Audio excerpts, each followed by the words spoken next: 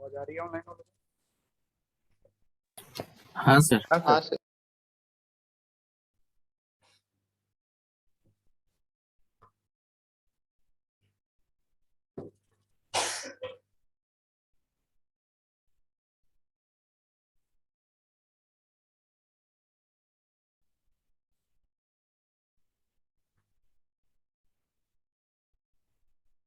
लिखना है question.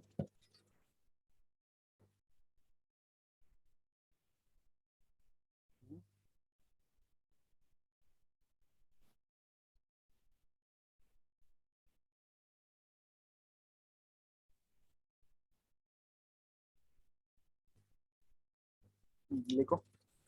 The half life of a radioactive isotope. The half life of a radioactive isotope. Question है ये constant करा देंगे बाद में क्वेश्चन का। Half life of a radioactive isotope isotope X is 20 years.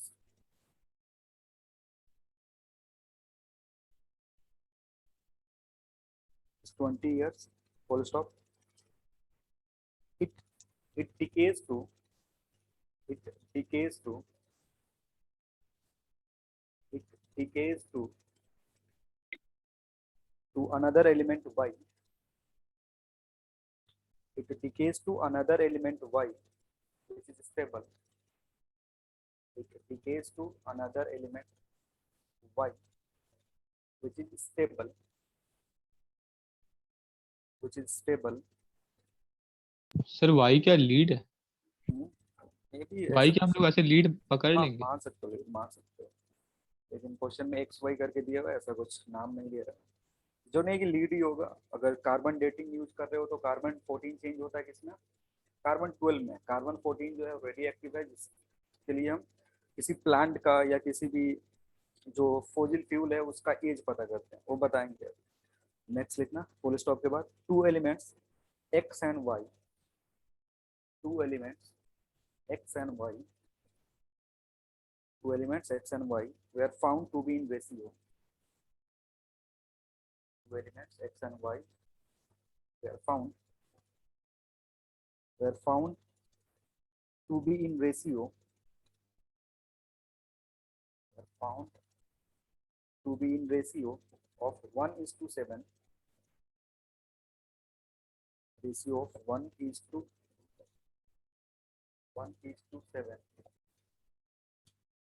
in a sample of rock. In a sample of rock, then find age of the rock. Then find age of the rock. Then find 60. Then find age of the rock.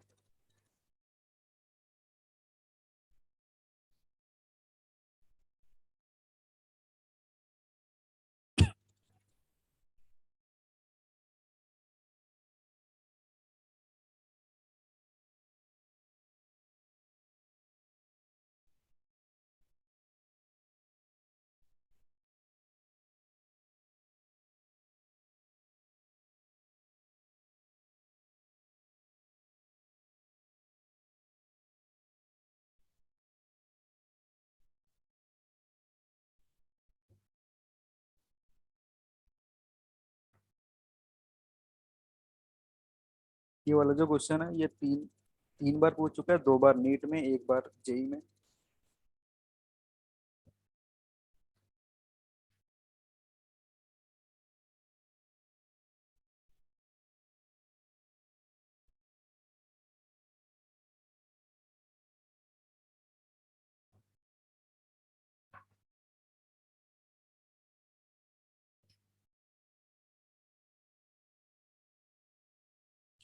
और अगर जो भी advance की तैयारी कर रहा है ना, वो डेल्टा एम के क्वेश्चन का भी प्रैक्टिस करके रखेगा, क्योंकि एडवांस में जो क्वेश्चन आते हैं उसमें तुमसे बाइंडिंग एनर्जी पूछ सकता है या फिर कितना एनर्जी रेडिएट होगा, वो सारी चीजें पूछ सकता है। इसके लिए डेल्टा एम का कैलकुलेशन करना पड़ता है। हाँ सर। नीट वाले से ऐसा नहीं पूछेगा, नीट वाले से डेल्टा एम का कैलकुलेशन नहीं करवाएगा क्योंकि उतना टाइम होता नहीं है।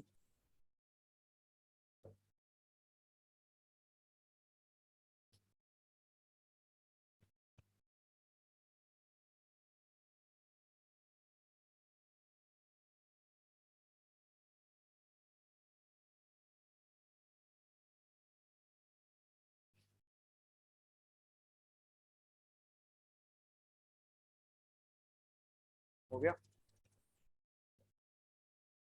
सर 60 आ रहा है। हाँ 60 आए।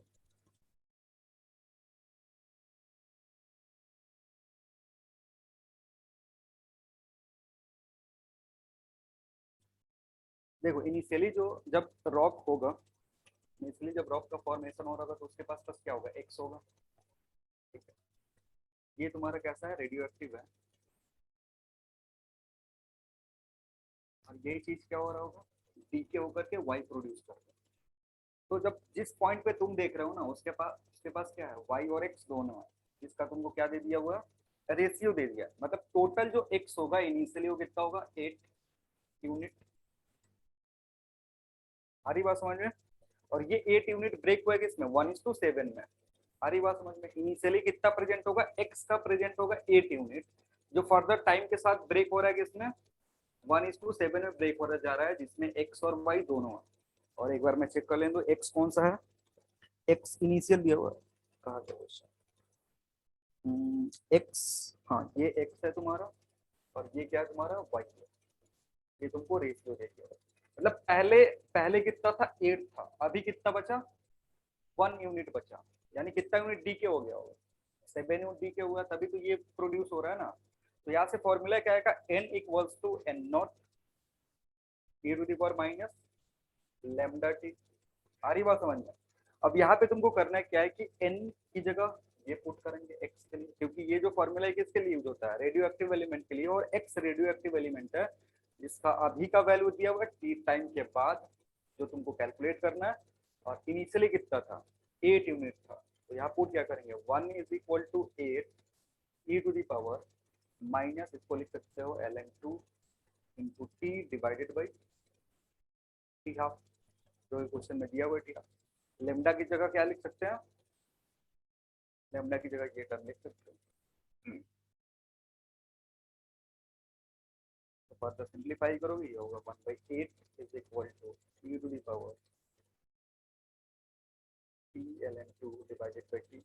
अगर दोनों साइड लॉग लेते हो, लॉग लोगे तो ये होगा ln2 ln8 is equal to ln2 होगा।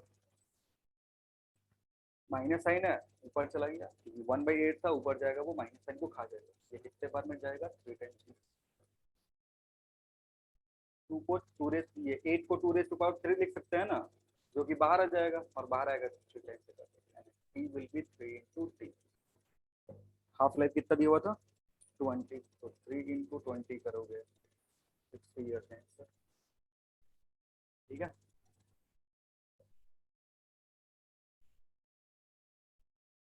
अब इस प्रॉपर्टी को यूज करके हम किसी भी, जैसे तुम्हारे पास एक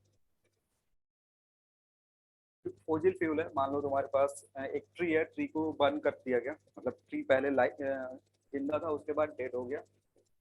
तो जब डेड हो गया तो जब ट्री जिंदा रहता है उसमें C14 प्रोड्यूस होता है।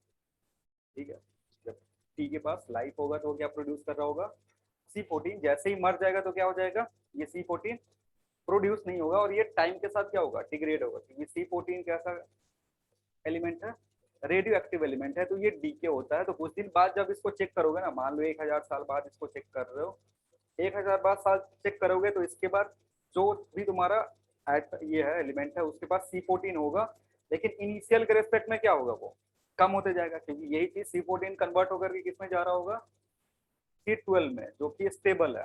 तो सेम इसी तरीके का रेशियो बता देगा कि C12 और C14 का रेशियो जैसे 1:7 है, तो इनिशियली कितना होगा, 8 यूनिट होगा, ये कन्वर्ट हो रहा होगा इसमें। तो मेन इंपॉर्टेंट चीज क्या है तुम्हारा, हाफ लाइफ। हाफ लाइफ है और कितना बचा रहेगा, यानी तुमसे एज पूछ सकता है। और एज किसके बेसिस पे हम पता करते हैं, कार्बन डेटिंग उसको बोलते हैं। कार्बन डेटिंग में क्या होता है, कोई भी जो एलिमेंट जिंदा है, कोई भी प्लांट हो गया या फिर कोई भी एनिमल हो गया, वो जिंदा है तो उसके पास क्या होगा, C14 होगा। और C14 जब एक बार मर गया तो फिर प्रोड्यूस नहीं हुआ, उसके बाद क्या होगा, वो डीके होते जाएगा। और डीके होते जाएगा तो कितना एलिमेंट बचा हुआ है, एक्टिविटी के बेसिस पे डिसाइड करते हैं कि एक्टिविटी कितना है। अभी डिस्कस करेंगे कि एक्टिविटी क्या है। ठीक है, हटा दे इसको। अब जो हेडिंग लिखे थे उसके बाद करेंगे।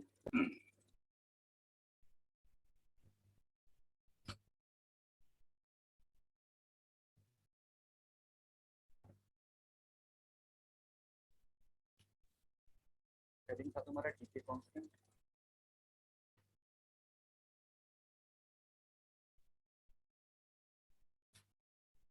क्या हो गया, टाइम इनवर्स। टाइम इनवर्स यानी सेकंड इनवर्स हो सकता है, और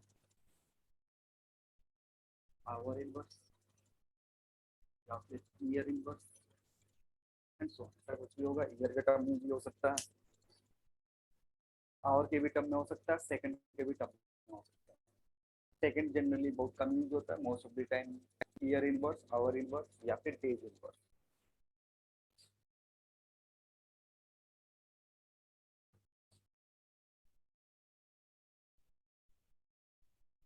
तो इसका डिफिनीशन होता है, प्रॉपर डिफिनीशन इसका देखेंगे। इसको डिफाइन कैसे कर सकते हैं, डिफाइन करने के लिए जो फॉर्मूला जहाँ ये दिखा था, जो हमारे पास फॉर्मूला था, n equals to Rutherford Soddy law है, वो क्या बोलता है, minus of dn by dt बराबर क्या था, लेमडा। यहाँ से अगर लेमडा देखोगे तो lambda can be written as what, minus of dn by dt, ऐसा लिख सकते हैं। अब ये जो टर्म है इसको कंबाइन करोगे, ये जो टर्म है इसको कंबाइन करते हैं, तो कल ही एक चीज एक्सप्लेन करते हैं। dn बाई n का क्या मतलब है, जैसे किसी टाइम t पे जाकर के तुमने सैंपल को देखा, टाइम t पे नंबर ऑफ सैंपल में नंबर ऑफ एलिमेंट कितने प्रेजेंट है, नंबर ऑफ न्यूक्लियस जो है n है, और dt टाइम में dk कितना हो रहा है, dn। तो dn बाई n क्या होगा तुम्हारा, प्रोबेबिलिटी होगा, probability of decay. dn by n T time पे जाकर के हमने देखा कि एलिमेंट कितना बचा हुआ है, n बचा हुआ है, उसमें से कितना डीके होगा, dt टाइम बाद डीके कितना हो गया, dn। तो प्रोबेबिलिटी जो बताए थे कल, ये तुम्हारा फेवरेबल आउटकम और ये तुम्हारा क्या था, सैंपल स्पेस। तो dn by n is simply what, probability of decay. ये है तुम्हारा प्रोबेबिलिटी ऑफ डीके, जिसमें डिवाइड किससे कर दिया, फर्दर टाइम से डिवाइड कर रहे हो। और किसी भी चीज में टाइम से डिवाइड करते हो तो वो क्या बना देता है, अगर इसमें टाइम से तुम डिवाइड कर देते तो ये कन्वर्ट हो जाएगा rate of probability of decay. यानी लेमडा को कैसे डिफाइन कर सकते हैं, लेमडा इज या फिर decay constant is defined as rate of probability of decay. ये रेट ऑफ डीके नहीं है, rate of probability of decay है, which remain constant at each and every time. ये जो प्रोबेबिलिटी होगा ये क्या होगा, ये कांस्टेंट होगा। आ रही बात समझ में, तो लिखना।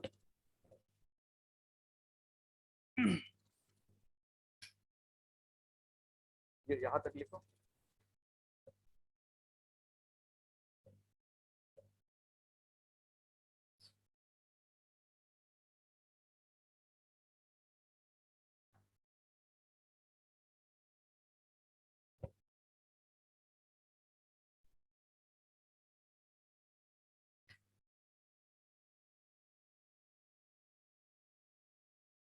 हो गया, therefore lambda can be written as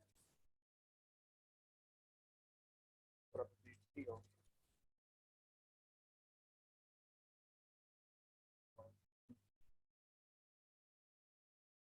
divided by time। या फिर सिंपली लैम्डा क्या लिख सकते हैं, रेट ऑफ प्रोबेबिलिटी ऑफ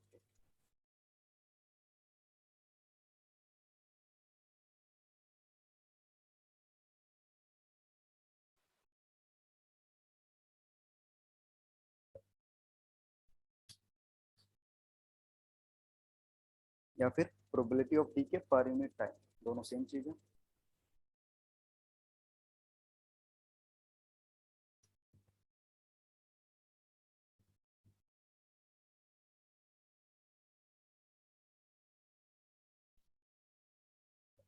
हो गया। हम नेक्स्ट हेडिंग लिखेंगे activity.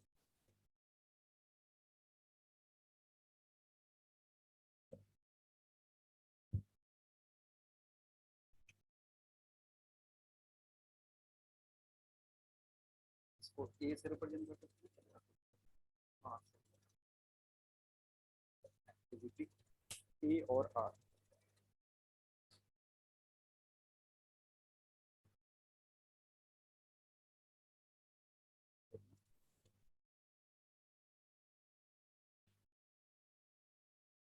rate of decay, rate of decay, rate of decay at a given instant, at a given instant, a given instant is defined as activity, is defined as activity, defined as activity, full stop, para छोड़ के लिखना। It shows instability, it shows instability, it shows instability of the element, it shows instability of the element at a given time, at a given time, at a given time। मतलब यहाँ पे activity का मतलब क्या है? का मतलब है rate of decay.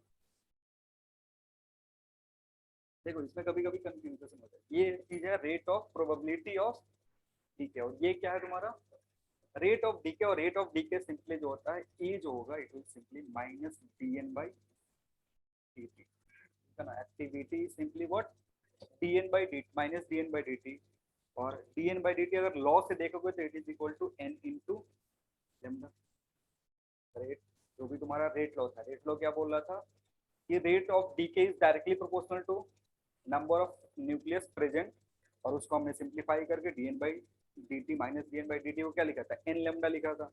So activity simply what n lambda. और अगर n जो है ये कंटिन्यूअसली वेरी करता है, n जो भी टर्म है ये क्या होता है कंटिन्यूअसली वेरी करता है, तो एक्टिविटी भी क्या होगा कंटिन्यूअसली वेरी करेगा। यानी activity is directly proportional to what number of nucleus, number of nucleus at a given instant. किसी भी गिवन इंस्टेंट पे जितना न्यूक्लियाई प्रेजेंट होगा उस पर एक्टिविटी डिपेंड करेगा। क्यों? क्योंकि लेमडा जो यहाँ है क्या है कांस्टेंट है। तो अगर ग्राफ प्लॉट करोगे एक्टिविटी और एन का, it will be a straight line passing through A versus N. Graph plot करोगे straight line.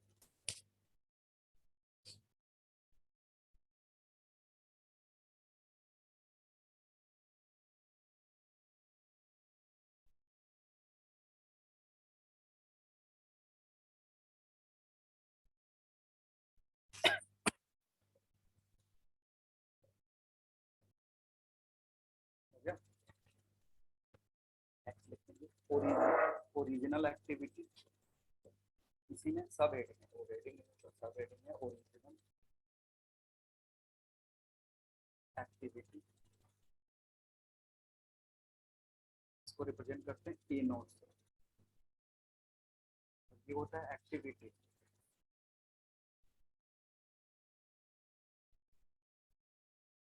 at the start of activity at the start of radioactivity, activity at the start।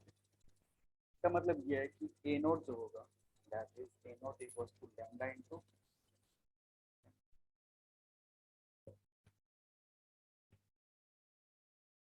Starting में radioactivity जब start हो रहा है उस instant पे number of elements कितना रखते हैं हम एन नॉट। इसमें लेमडा से मल्टीप्लाई कर दोगे तो that will give what original activity.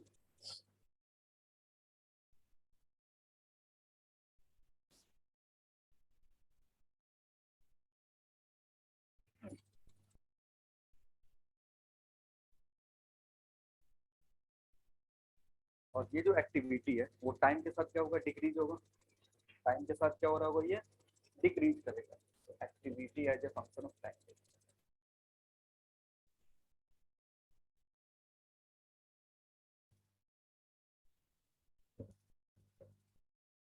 Activity as a function of time. हमारे पास एक इक्वेशन था n equals to n naught e to the power minus equation है। अगर इसमें दोनों साइड हम लेमडा से मल्टीप्लाई करते हैं, दोनों साइड क्या करते हैं, लेमडा से मल्टीप्लाई करते हैं, इसमें चेंज हो जाएगा, एक्टिविटी में चेंज हो जाएगा, यानी A will be A naught e to the power minus. किसी भी इंस्टेंट पे अगर तुमको एक्टिविटी का पता करना है तो तुम्हारे पास ओरिजिनल एक्टिविटी होगी, लेमडा होगा, और गिवन टाइम।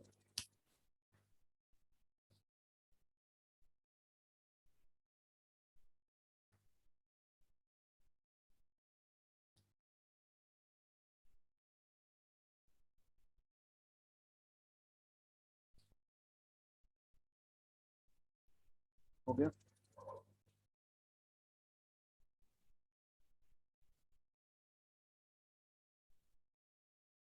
यूनिट का बात करते हैं।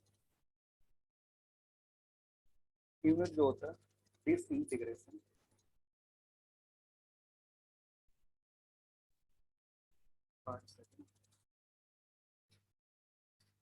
इसको शॉर्ट फॉर्म में हम डीपीएस भी बोलते हैं, या फिर और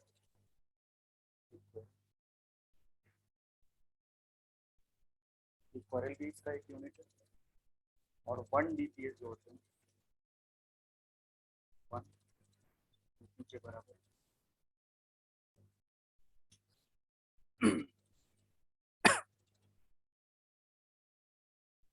सर डीपीएस और डीपीएस और इक्वल, तो साइंटिस्ट का नाम था हो जाता है रेडियो एक्टिविटी। 1 डीपीएस कितने के बराबर होता है, विक्वरल, यानी विक्वरल भी यूज कर सकते हो, डीपीएस भी यूज कर सकते हो। ठीक है, ये एसआई यूनिट है, ये जो भी यूनिट है ये कैसा यूनिट है, एसआई यूनिट है।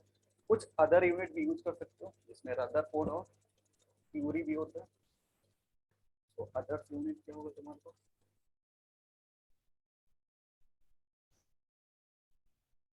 Curie and Rutherford. क्यूरी भी यूज कर सकते हैं, रदरफोर्ड भी यूज कर सकते हैं।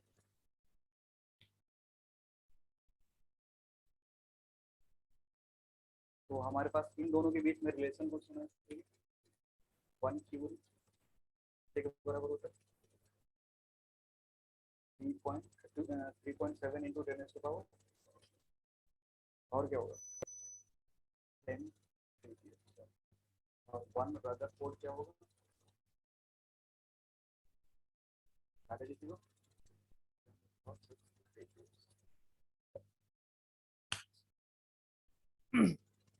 यानी सबसे जो लार्जेस्ट यूनिट है वो कौन सा है, सबसे लार्जेस्ट यूनिट क्यूरी वाला। क्यूरी है, ठीक है। सबसे स्मॉलेस्ट बिक्वरल या डीपीएस। अगर इतना डीपीएस हो रहा होगा या इतना बिक्वरल हो रहा होगा तो उसको क्या बोलेंगे, 1 क्यूरी। मतलब हर सेकेंड में कितना इंटीग्रेशन होना, डिस इंटीग्रेशन होना चाहिए कितने का, तो उसको 1 क्यूरी बोलते हैं। या फिर 10⁶ डिस इंटीग्रेशन हो रहा होगा 1 सेकेंड में तो उसको क्या बोलेंगे, रदरफोर्ड बोलते हैं।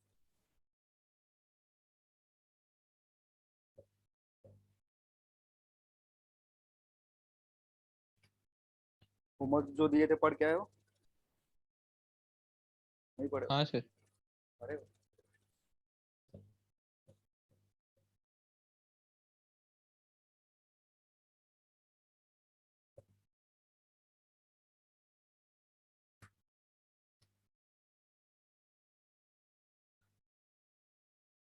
इलेक्ट्रॉन का एंटी पार्टिकल क्या होता है, पॉजिटिव। माइनस तुम्हारा क्या है इलेक्ट्रॉन, प्लस क्या होगा तुम्हारा, पॉजिट्रॉन।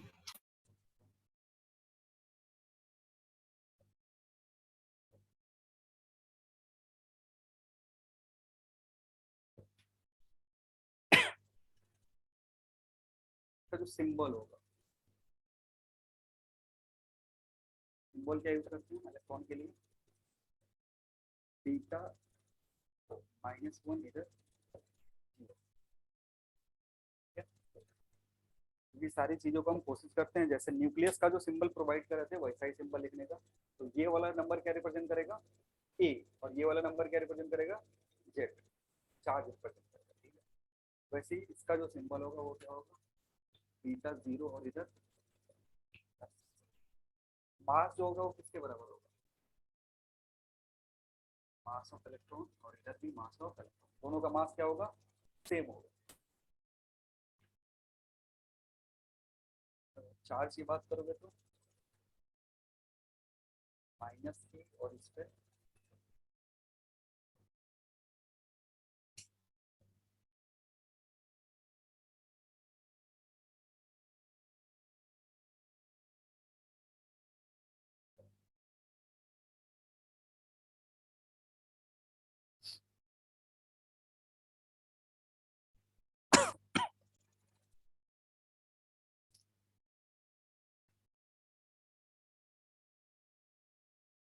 हो गया।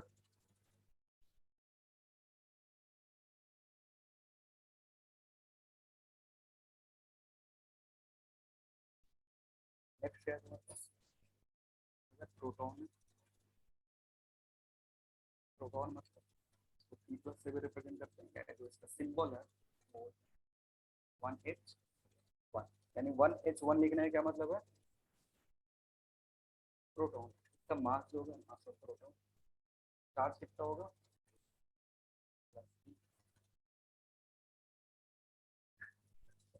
होता है P-, इसको क्या बोलते हैं, एंटी प्रोटॉन।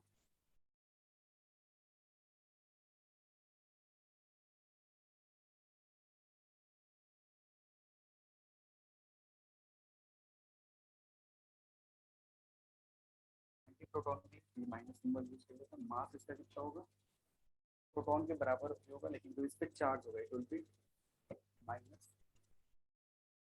एंटी पार्टिकल है प्रोटॉन का, इसलिए चार्ज क्या होगा, मास सेम होगा लेकिन चार्ज दोनों पे क्या होगा, अपोजिट होगा।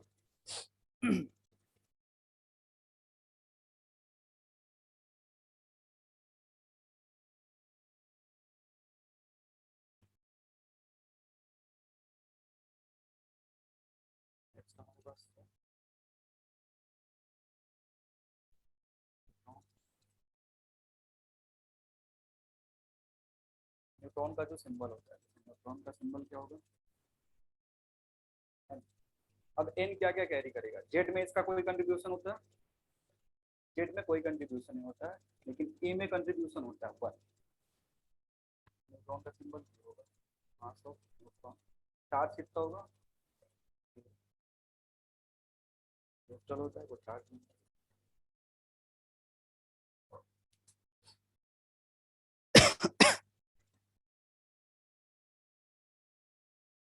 हो गया। अब इसका भी एंटी एंटी न्यूट्रॉन जनरेट होगा, तो अगर एंटी न्यूट्रॉन जनरेट हो रहा है तो मास तो सेम होगा, चार्ज भी वो क्या होगा, न्यूट्रल ही होगा। तो फिर डिसाइड कैसे करते हैं कि एंटी न्यूट्रॉन, अगर तुम्हारे पास एंटी न्यूट्रॉन है,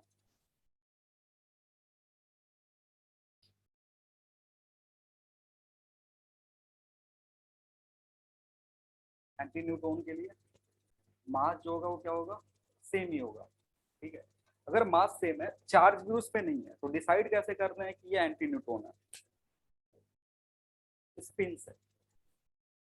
देखो अगर सेम डायरेक्शन में स्पिन करवाओगे, दोनों को स्पिन करवाओगे, तो इसका जो स्पिन का डायरेक्शन होता है और इसका जो स्पिन का डायरेक्शन होता है वो क्या होगा, अलग होता है। ठीक है, दोनों का स्पिन का जो डायरेक्शन होगा क्या होगा, अलग अलग होगा। इससे हम पता करते हैं कि ये न्यूट्रॉन है और ये क्या उसके रिस्पेक्ट में एंटी न्यूट्रॉन।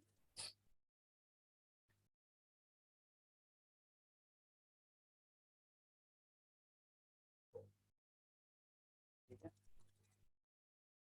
और या फिर दूसरे तरीके से बता सकते हो कि अगर न्यूट्रॉन और एंटी न्यूट्रॉन को सेम डायरेक्शन में स्पिन करवाया जाएगा, तो यहाँ से जो मैग्नेटिक मोमेंट का डायरेक्शन आएगा और यहाँ से जो मैग्नेटिक मोमेंट का डायरेक्शन है वो क्या आएगा, अलग अलग आएगा। जैसे न्यूट्रॉन है और एंटी न्यूट्रॉन है, इसको स्पिन करवा रहे हो, तो जो मोमेंट आएगा मैग्नेटिक मोमेंट, यहाँ पे मैग्नेटिक मोमेंट एम, तो अगर वही एंटी न्यूट्रॉनों पे इसी डायरेक्शन में, एंटी न्यूट्रॉन को इसी डायरेक्शन में स्पिन करवाओगे, तो जो मैग्नेटिक मोमेंट आएगा वो क्या आएगा, -m आएगा। इसको डिसाइड करने के लिए चार्ज के रेस्पेक्ट में नहीं देखते हैं, किसके बेसिस पे देखते हैं, स्पिन के बेसिस पे देखते हैं, क्योंकि स्पिन के चलते यहाँ पे स्पिन के चलते डिफरेंस आता है, इसलिए एंटी न्यूट्रॉन और न्यूट्रॉन दो particles. Symbol n minus, symbol n का हम क्या यूज कर सकते हैं, n नेगेटिव। अब नेगेटिव यहाँ जो है वो चार्ज नहीं बता रहा है, ऐसा नहीं कि समझ लेंगे कि ये क्या बता रहा है तुम्हारा चार्ज, ये चार्ज नहीं बता रहा है, ये क्या बता रहा है, हाँ स्पिन का या फिर न्यूट्रॉन का एंटी पार्टिकल।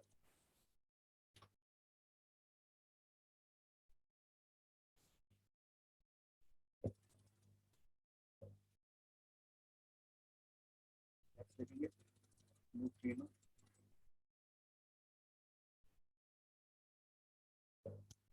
न्यूट्रॉन का स्पेलिंग देख लो, RI।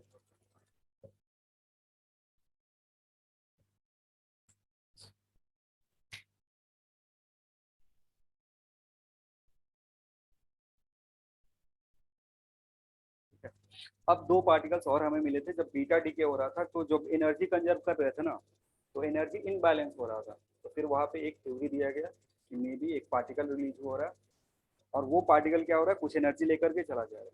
क्योंकि जब जो भी बीटा डीके हो रहा था, मान लो बीटा डीके तुमने करवा दिया, इलेक्ट्रॉन या पॉजिट्रॉन जो निकला, तो उसके बाद क्या करते हैं, एनर्जी कंजर्व करने की कोशिश कर रहे थे, तो जब भी एनर्जी कंजर्व करने की कोशिश कर रहे थे, देयर वाज डिसबैलेंस, दोनों साइड का एनर्जी सेम नहीं आ रहा था। फिर वहाँ पे एक थ्योरी दिया गया था कि एक पार्टिकल रिलीज होता है, वो न्यूट्रिनो हो सकता है या फिर एंटी न्यूट्रिनो हो सकता है, डिपेंडिंग ऑन व्हाट, कि बीटा पॉजिटिव हो रहा है या बीटा नेगेटिव हो रहा है। सो ये जो पार्टिकल है इसका मास क्या होगा, इसका मास 0, रेस्ट मास इसका कितना होगा, 0 होगा। चार्ज भी इस पे कितना होता है, 0 होता है। और इसका सिंबल जो होता है वो न्यू होता है, जो हम फ्रीक्वेंसी के लिए सिंबल यूज करते हैं। मतलब इसका रेस्ट मास 0 और चार्ज भी 0, मतलब कभी भी ये रेस्ट में एग्जिस्ट नहीं करेगा। जिस मास का, जैसे फोटोन था, फोटोन का रेस्ट मास कितना था, 0 था। फोटोन का अगर रेस्ट मास 0 है तो फोटोन कभी रेस्ट में एग्जिस्ट कर सकता है, नहीं कर सकता। वैसे ही न्यूट्रिनो जो है ये भी, इसका रेस्ट मास 0 और इसका चार्ज 0, पार्टिकल एग्जिस्ट कर रहा है, इसका मतलब ये होगा कि ये हमेशा क्या कैसा है, हमेशा मोशन में है और लाइट के स्पीड से चलता रहेगा। ठीक है। एक दूसरा इसका एंटी पार्टिकल होता है, इसका एंटी पार्टिकल को क्या बोलते हैं, एंटी न्यूट्रिनो का सिंबल इसका बाहर लगा रहेगा। चार्ज इसका कितना, मास 0 और इसका भी चार्ज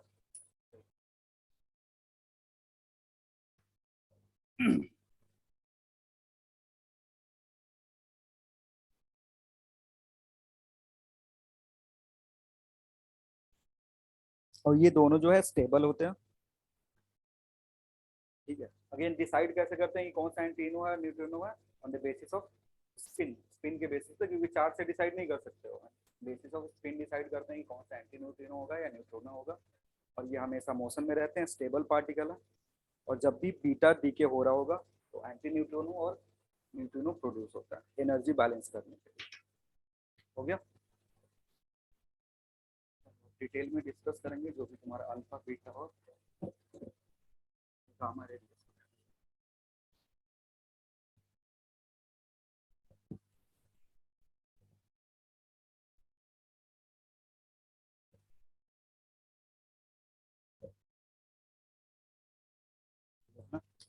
कैरेक्टरिस्टिक्स हो।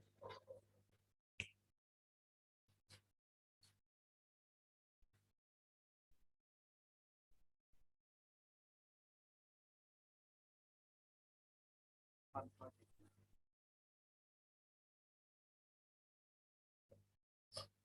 Characteristics of alpha decay.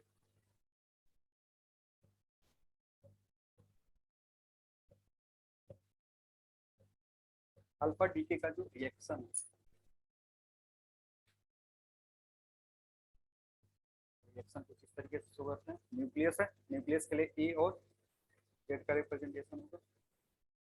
अगर अल्फा डीके हो रहा होगा तो it will convert into Y, और एक अल्फा पार्टिकल इमिट करेगा 4 और फिर 2, तो इसमें से क्या करना पड़ेगा, और इधर से प्लस साथ में क्या निकलेगा, गामा रेडिएशन निकलेगा, क्योंकि ये एक्साइटेड स्टेट में रहेगा। ग्राउंड स्टेट में पहुंचने के लिए क्या करेगा, तो इसको या तो इस तरीके से लिख लो या फिर अलग से एक और इधर लिखना पड़ता है कि एक्साइटेड, एक्साइटेड में स्टार लगा देते हैं, फिर वो ग्राउंड जाएगा, और नहीं तो कंबाइन करके सीधे ये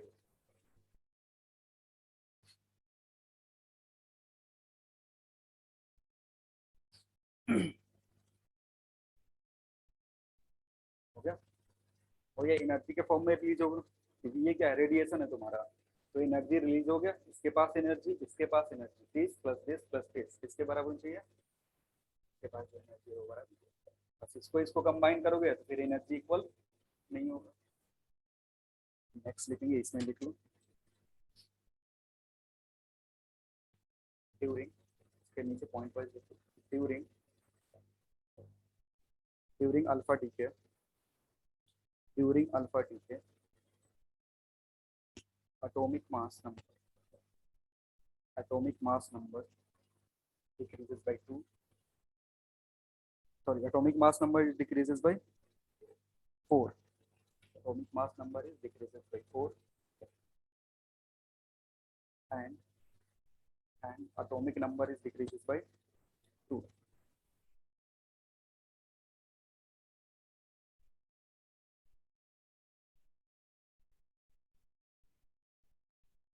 पॉइंट 2 में लिखेंगे, ये जो भी अल्फा पार्टिकल है, ये है क्या तुम्हारा डबली आयनाइज हीलियम एटम, यानी हीलियम एटम को अगर डबली आयनाइज करते हैं तो क्या बनेगा तुम्हारा अल्फा पार्टिकल। डबली आयनाइज करने क्या मतलब है, 2 इलेक्ट्रॉन क्या कर दिए, निकाल लिया। अगर 2 इलेक्ट्रॉन निकाल लोगे तो इसके पास बचेगा क्या, प्रोटॉन न्यूट्रॉन, ठीक है।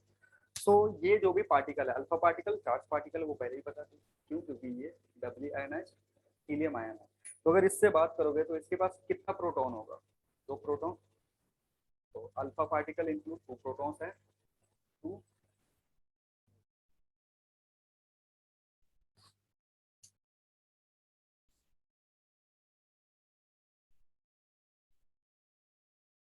तो अगर इसका मास देखोगे, mass will be what, 2 into mass of proton plus mass of,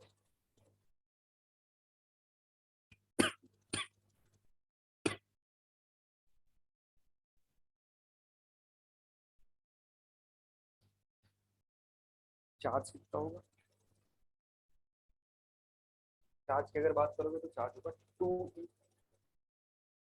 क्योंकि 2 प्रोटॉन है उसी के चलते चार्ज आएगा 2 के बराबर।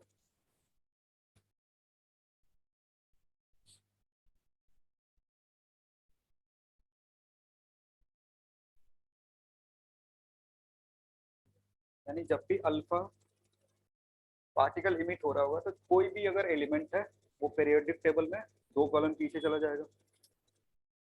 -2 होने के चलते वो पीरियोडिक कॉलम में क्या होगा, 2 कॉलम पीछे चला जाएगा। चलो नेक्स्ट लिखेंगे, characteristics of beta decay, characteristics of beta decay.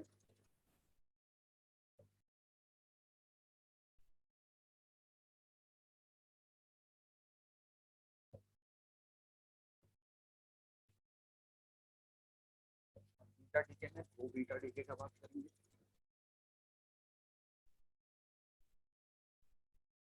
Beta negative DK,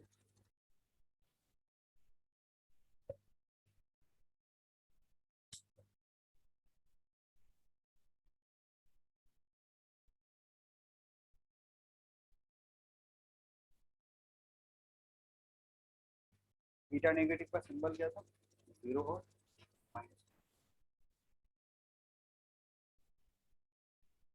तो अगर इधर देखोगे ए में तो कोई फर्क पड़ेगा नहीं, लेकिन जेड क्या हो जाएगा, Z+1 हो गया। यानी जब भी बीटा पॉजिटिव डीके होगा तो जो नंबर होगा, कौन सा number, atomic number, it will increase by 1, energy भी रिलीज होगा, गामा जो कि एनर्जी के फॉर्म में रेडिएट होगा।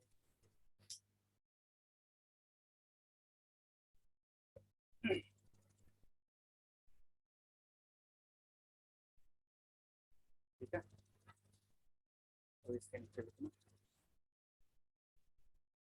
और एक इसमें और चीज होता है कि इसमें जो भी तुम्हारा न्यूक्लियस है, न्यूक्लियस में कितने पार्ट है, न्यूक्लियस में प्रोटॉन और न्यूट्रॉन है, तो क्या टूट करके बन रहा होगा, क्या टूटेगा, सर प्रोटॉन। प्रोटॉन टूटेगा। प्रोटॉन टूट के क्या क्या प्रोड्यूस, सोचो पहले, प्रोटॉन अगर टूटेगा तो क्या चार्ज बैलेंस होगा, प्रोटॉन अगर टूटेगा तो चार्ज बैलेंस होगा, नहीं सर, तो क्या न्यूट्रॉन बनता टूटेगा ना फिर। है, न्यूट्रॉन टूट के क्या बन रहा होगा, सर उसमें न्यूट्रॉन, प्लस माइनस चार्ज में आ रहा होगा, हाँ प्लस न्यूट्रॉन प्लस में और टूटेगा, माइनस में, क्योंकि समझो उसमें तो न्यूट्रल है। इसमें क्या होगा, न्यूट्रॉन टूट करके क्या बनाएगा, एक प्रोटॉन, और ये जो प्रोटॉन होगा ये बाहर निकलेगा, हाँ नहीं सर। निकलेगा, ये न्यूक्लियस के अंदर ही अच्छा। रह जाएगा। ये जो प्रोटॉन न्यूट्रॉन जो टूट के बन रहा है, किसमें, प्रोटॉन बन रहा है ना, ये न्यूक्लियस के अंदर ही रह जाएगा। मतलब अगर किसी भी न्यूक्लियस का beta decay, beta minus decay हो रहा है, यानी एक न्यूट्रॉन जो उसके अंदर प्रेजेंट था, it will break into one proton plus, और क्या बनाएगा, बीटा 0 - 1 प्लस एंटी न्यूट्रिनो, ठीक है। तो न्यूट्रॉन टूटा किसमें, प्रोटॉन में, इसलिए देखो प्रोटॉन अगर बढ़ता है तो जेड इंक्रीज होता है, तो जेड इंक्रीज हो गया, ठीक है। ई क्यों नहीं इंक्रीज हुआ, कि न्यूट्रॉन था, ये टूट करके किसको को कंट्रीब्यूट कर रहा है, तो इसमें दोनों का कंट्रीब्यूशन होता है, तो एन टूटा पी में कन्वर्ट हो गया, तो फिर उधर का जो भी पार्ट था वो क्या रह गया, कांस्टेंट ही रह गया। तो ये तुम्हारा रिएक्शन है, ये तुम्हारा क्या है, ये ओवरऑल न्यूक्लियस पे क्या हो रहा है, न्यूक्लियस के अंदर घुस के देखोगे तो न्यूट्रॉन ब्रेक हो रहा होगा, प्रोटॉन पे ये बाहर नहीं निकलता है, बाहर क्या क्या निकलेगा, ये इलेक्ट्रॉन, और साथ ही साथ अपने पास साथ क्या लेके निकलेगा, एंटी न्यूट्रिनो। तो कभी कभी इसमें पूछ देता है कि अगर बीटा नेगेटिव डीके हो रहा है तो क्या प्रोड्यूस होगा, न्यूट्रिनो प्रोड्यूस होगा या एंटी न्यूट्रिनो प्रोड्यूस होगा, क्या प्रोड्यूस हो रहा है यहाँ पे, एंटी न्यूट्रिनो। ध्यान रखना ये वाला जो माइनस साइन है ये कहाँ चला गया, ऊपर चला गया, ऐसे याद रखना। और साथ ही साथ एनर्जी लेकर के, IC को क्यू वैल्यू एनर्जी लेकर के ये यूनिट हो रहा है।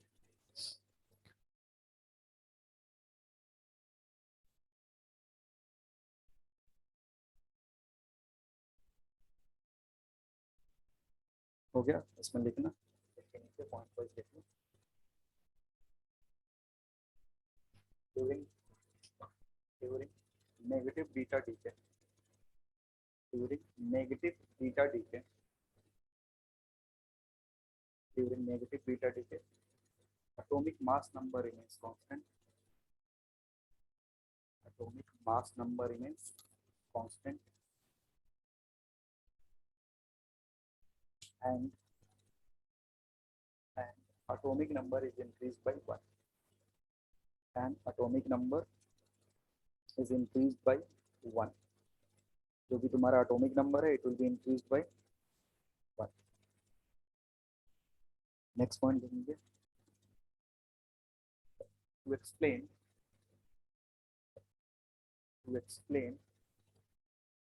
energy conservation, to explain energy conservation, momentum conservation, to explain energy conservation, momentum conservation, momentum conservation मतलब दोनों मोमेंटम, लीनियर और एंगुलर दोनों conservation, and extra particle, and extra particle, extra particle, extra particle was taken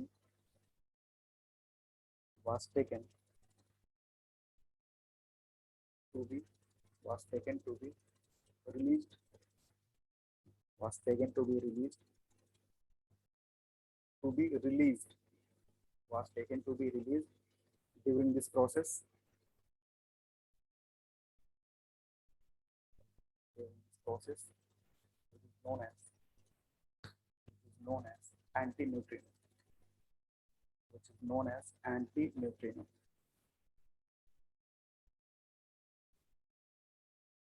और इसी anti neutrino को जल्दी जो emission होता है ना, जैसे जो एनर्जी रिलीज हो रहा है उसका कंटिन्यूअस स्पेक्ट्रम दिखता है, जैसे कभी कभी वो बाद में नोट में लिखा देंगे, अल्फा के चलते, अल्फा पार्टिकल के चलते जो इमिशन होता है वो होता है लाइन इमिशन, यानी स्पेक्ट्रम प्लॉट करोगे तो क्या दिखेगा तुम्हें, लाइन दिखेगा।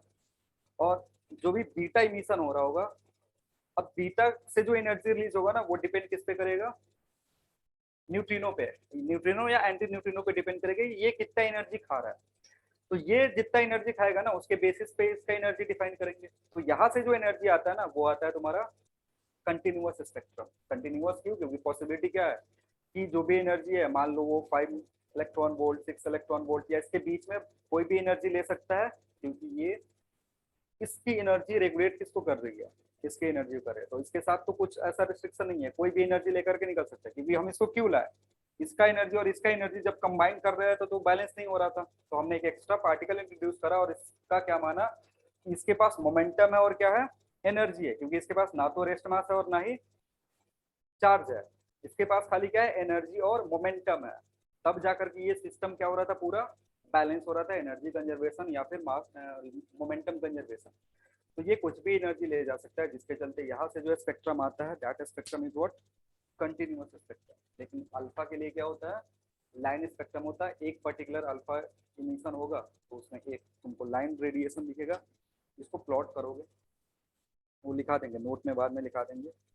नेक्स्ट लिखना beta positive beta, beta positive beta एक की पार्ट है।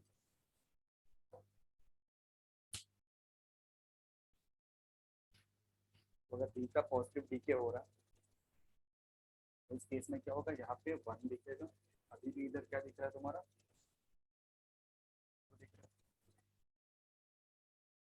और इधर क्या होगा, कभी कभी क्यू से भी लिखते हैं, क्यू को बोलते हैं Q value of the reaction या एनर्जी। क्यू क्या है तुम्हारा, energy release during the process. अब बीटा माइनस आ रहा है। अब देखो ये पॉजिट्रॉन है तुम्हारा, पॉजिट्रॉन इमिशन हुआ है, तो इसका मतलब अब क्या ब्रेक हो रहा होगा, इस केस में सर ब्रेक क्या होता है, यहाँ जो टर्म आएगा ये माइनस हो जाएगा। इन दोनों को ऐड करोगे तो किसके बराबर है, जेड के बराबर है, ठीक है। आप ऐड करोगे जेड के बराबर है। इस केस में जो प्रोटॉन है वो ब्रेक होता है। प्रोटॉन के ऊपर ये सिंबल लगाने का मतलब है प्रोटॉन हमेशा किधर होना चाहिए, हाँ नहीं, प्रोटॉन इसको बोलते हैं बाउंडेड प्रोटॉन।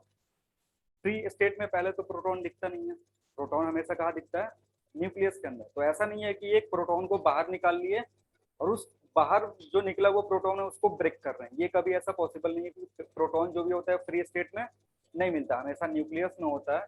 तो इसका मतलब है बाउंडेड प्रोटॉन। ये जो भी प्रोटॉन है वो कैसा है, बाउंडेड प्रोटॉन, न्यूक्लियस के अंदर बैठा हुआ है। अब ये ब्रेक होगा एक न्यूट्रॉन में प्लस बीटा पॉजिटिव और साथ ही साथ न्यूट्रॉन।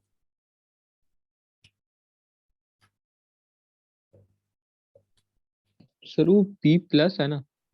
पी स्टार है, अच्छा ये स्टार मतलब बाउंडेड प्रोटॉन, और बाउंडेड का मतलब है proton will be in the nucleus.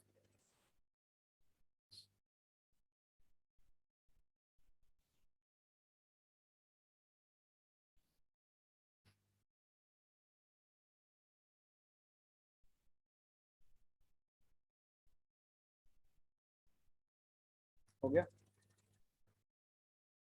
हाँ सर।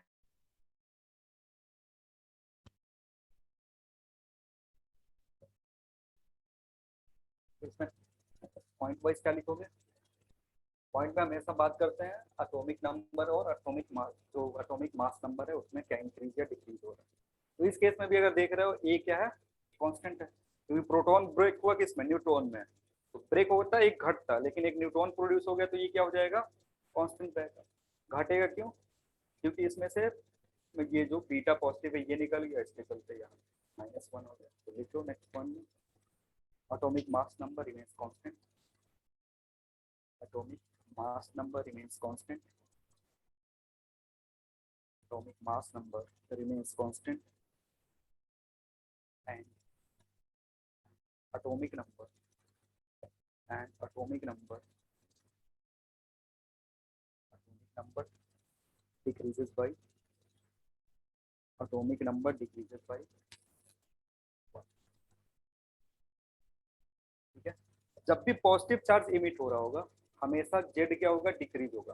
मतलब अगर पॉजिटिव पार्टिकल इमिट हो रहा है, भले अल्फा पार्टिकल इमिट हो या बीटा प्लस इमिट हो, जेड हमेशा क्या होगा, डिक्रीज होगा। इस केस में 2 से डिक्रीज हो रहा था, इस केस में 1 से डिक्रीज हो रहा है। क्यों, क्योंकि इस पे जो चार्ज है वो कितना है, 2e है, और इस पे जो चार्ज है वो कितना है, e है, तो उससे भी कंपेयर कर सकते हो, इसमें 2 डिक्रीज होगा, इसमें कितना डिक्रीज होगा 1 से। तो कभी भी ऐसा रिएक्शन हो रहा है जिसमें पॉजिटिव चार्ज इमिट हो रहा है, दैट में भी अल्फा, दैट में बीटा, हमेशा जेड क्या होगा, डिक्रीज होगा। जेड इंक्रीज कब होगा, जब बीटा नेगेटिव हो रहा है, जब बीटा नेगेटिव डीके होगा तो जेड विल इंक्रीज बाई 1, ठीक है।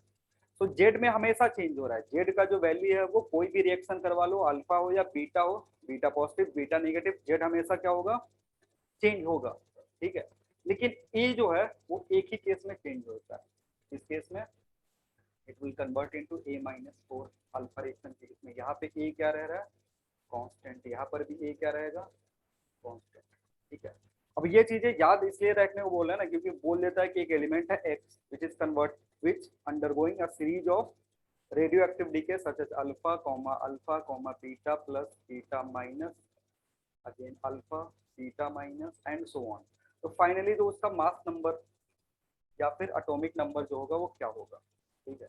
तो इस तरीके के क्वेश्चन के लिए अब तुम कैसे कैलकुलेट, जब तक तुमको पता नहीं रहेगा कि इससे इंक्रीज और डिक्रीज कितने का हो रहा है, तब तक प्रिडिक्ट नहीं कर पाओगे कि जो y बन रहा है उसका मास नंबर और एटॉमिक नंबर कितना होगा। आ रही बात समझ में? इसलिए वो जो पॉइंट है, जो सारे रिएक्शन के नीचे वो जो पॉइंट लिखा हुआ है उसको ध्यान में रखना।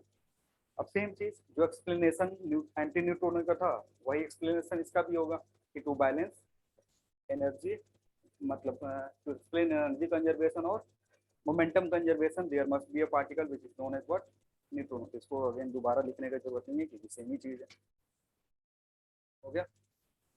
अब इसमें अगर एक बात करते हैं कि अगर न्यूट्रिनो रिलीज नहीं हो रहा, न्यूट्रिनो या एंटी न्यूट्रिनो बीटा डीके के टाइम में रिलीज नहीं हो रहा है, तो जो इसकी एनर्जी होगी वो क्या होगी, मैक्सिमम होगी, क्योंकि इसका काम क्या होता है, एनर्जी खा जाता है। बीटा जो डीके, बीटा के पास जो एनर्जी होनी चाहिए उसको कौन खा जाता है, ये खा जाता है। अगर ये इमिट ही नहीं हुआ, इमिट नहीं होने का मतलब ये कुछ एनर्जी नहीं लेगा, उस केस में इस बीटा की जो एनर्जी होगी क्या होगी, हाई होगी, क्योंकि मैक्सिमम। हमारे पास एक न्यूक्लियस है, एक न्यूक्लियस है जो शो कर रहा है कौन सा, बीटा डी के शो कर रहा है। मान लो बीटा पॉजिटिव डी के शो कर रहा है, तो इसके पास जो एनर्जी होगी वो वेरी करेगी, क्योंकि अगर बीटा डी के हो रहा है, एक ही न्यूक्लियस नहीं बहुत सारे न्यूक्लियस है शो कौन सा कर रहे हैं, बीटा डी के, वो कंटिन्यूअसली इमिट हो रहा होगा एनर्जी, और साथ ही साथ इन सबके साथ क्या इमिट हो रहा होगा, न्यूट्रिनो इमिट हो रहा होगा, न्यूट्रिनो। जो कि एनर्जी खा जाएगा। अगर मान लो कि एक ऐसा रिएक्शन हुआ जिसमें ये रिलीज नहीं हुआ, यानी सारी की सारी एनर्जी किसके पास बची रहेगी, बीटा के पास, और उस केस में एनर्जी मैक्सिमम होता है, और उसको क्या बोलते हैं, एंड लिमिट बोलते हैं, उसको क्या बोलते हैं, एंड पॉइंट एनर्जी, क्योंकि उससे मैक्सिमम एनर्जी बीटा के पास हो नहीं सकती है, उससे कम होगा, उससे आगे पॉसिबल नहीं है, और उसको एक पर्टिकुलर नाम से जानते हैं जिसको क्या बोलते हैं, एंड पॉइंट एनर्जी। और एंड पॉइंट एनर्जी कब बीटा अचीव करेगा, जब ये रिलीज नहीं होगा, ठीक है। तो नोट में नीचे लिख लो end point energy,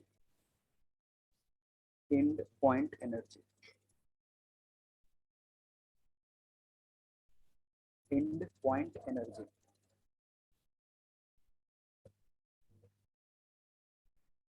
maximum value of maximum value of maximum value of energy, maximum value of energy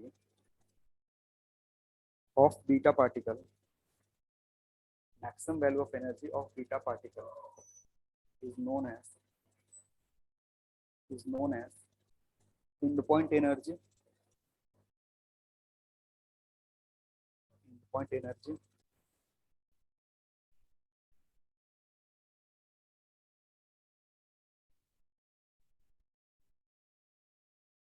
full stop, during beta emission, during beta emission decrease in energy, during beta emission decrease in energy, decrease in energy, decrease in energy of parent nuclei,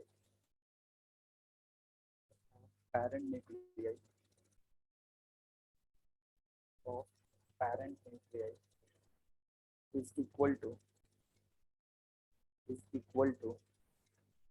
end point energy, is equal to end point energy if energy is not shared by, if energy is not shared by, if energy is not shared by neutrino or antineutrino, is not shared by neutrino or antineutrino, ठीक है। इसके energy में जो decrease होगा, मान लो अगर इसकी energy E से डिक्रीज हो रही है, तो this E will be what, and point energy. कब? जब ये एनर्जी शेयर नहीं हो रहा है, किससे? न्यूट्रिनो या एंटी न्यूट्रिनो से, क्योंकि जब शेयर कर लेगा तो ये एनर्जी क्या होगी, घट जाएगी। सो सिंपली बीटा की एनर्जी जो होगी वो क्या हो जाएगी, घट जाएगी। उसको एंड पॉइंट नहीं बोल सकते। और इसी के चलते क्या होता है, स्पेक्ट्रम जो होता है that is continuous spectrum. Note में ये भी लिख लो, next note.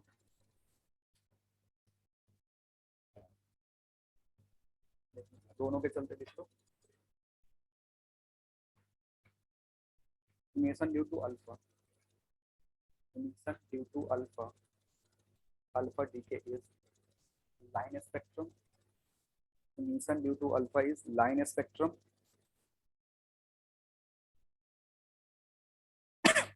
and due to beta, and due to beta, and due to beta is continuous spectrum.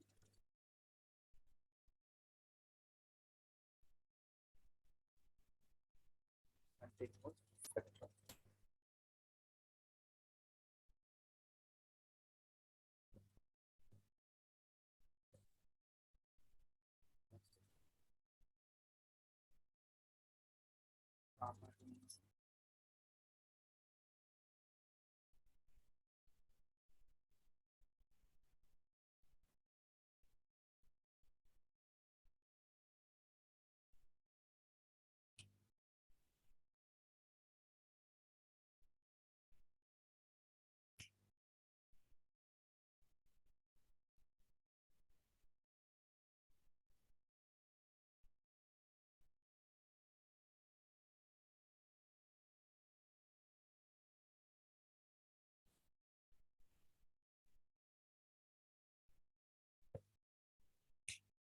Star लगने का मतलब यहाँ पे क्या है, साइक्लिक स्टेट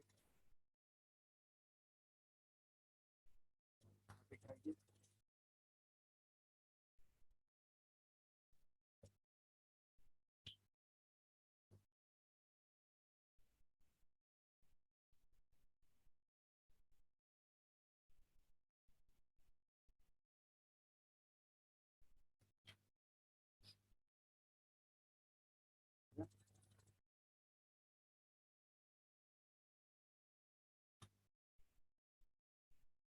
सर इसमें वो कोई बाउंडेड वाला केस नहीं है जैसे वो प्रोटॉन में होता था? क्या वाला?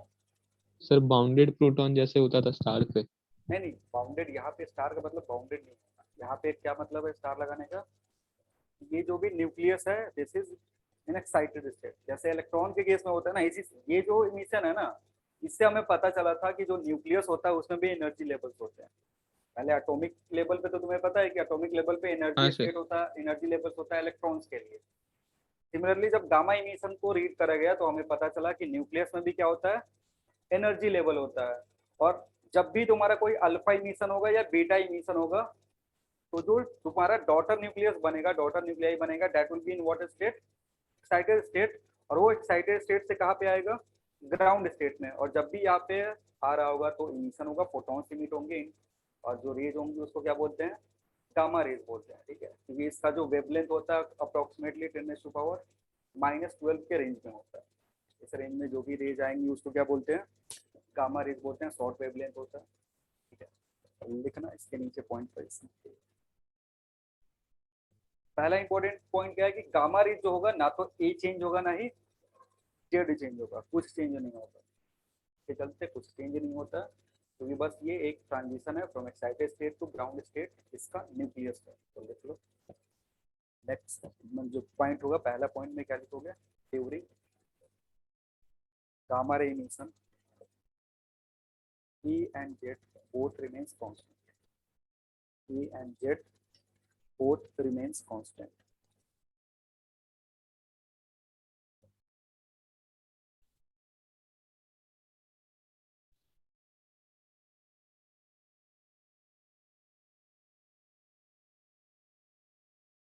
इसके नीचे एक्सप्लेनेशन लिखो इसका, ऐसा क्यों हो रहा है लिखना। when alpha or beta particles, when alpha or beta particle emission takes place, when alpha or beta particle emission takes place, alpha or beta particle emission takes place,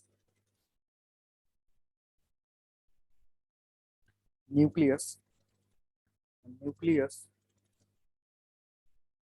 comes under excited state, and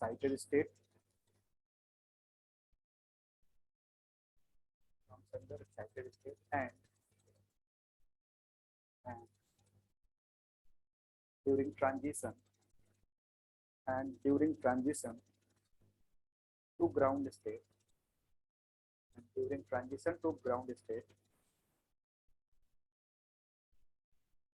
it radiates energy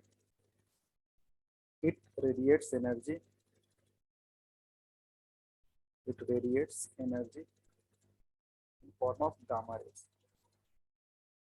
Next one,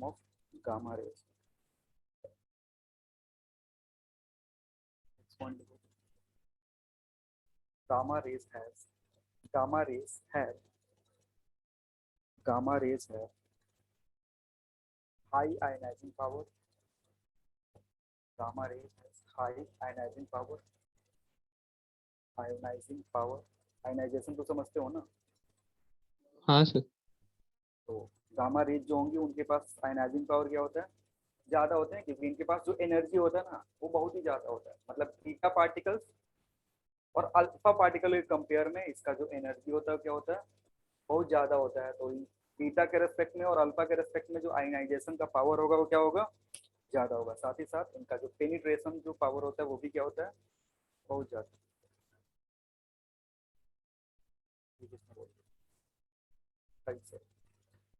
अच्छा, ये ionization power वो ionization energy same ही चीज है ना? Ionising power जो होता है ना कैपेसिटी है। अच्छा। एनर्जी यार, एनर्जी क्या है तुम्हारा? जो रिलीज एनर्जी है, यूज एनर्जी जो होता है उस तरीके का। आयनाइज करने के लिए क्या होता है? हर एक पार्टिकल जो है इसको यूज करके क्या कर सकते हो? आयनाइज कर सकते हो किसी बॉडी को। जैसे हाँ आयनाइजेशन सर। करने का क्या मतलब है? इलेक्ट्रॉन बाहर निकाल दिए। हाँ सर। इलेक्ट्रॉन बाहर निकाल ले तो ये जो बचा, जैसे He2+ तुम्हारे पास बच रहा है, तो ये आयनाइज्ड एटम है। इसको आयनाइज करने के लिए अगर अल्फा बीटा और गामा रेज यूज कर रहे हो तो सबसे ज्यादा किसके पास आयनाइजिंग पावर होगा? क्योंकि इसके पास एनर्जी जो है क्या है? बहुत ज्यादा। अगर एनर्जी ज्यादा है तो इसके पास टेंडेंसी क्या है इलेक्ट्रॉन खींचने का? ज्यादा है, क्योंकि इस इलेक्ट्रॉन को एनर्जी चाहिए बाहर निकलने के लिए। तो वो एनर्जी कौन दे सकता है? अल्फा देगा, बीटा देगा, दे सकता है इसके पास अगर एनर्जी है। लेकिन गामा की प्रोबेबिलिटी क्या है? ज्यादा एनर्जी है, इलेक्ट्रॉन है ज्यादा, एनर्जी जल्दी लेकर के निकल जाएगा, इसलिए इसका आयनाइजिंग पावर जो है क्या होगा? ज्यादा होगा। नेक्स्ट पॉइंट लिखेंगे, it has high penetration power. It has high penetration power. It has high penetration power.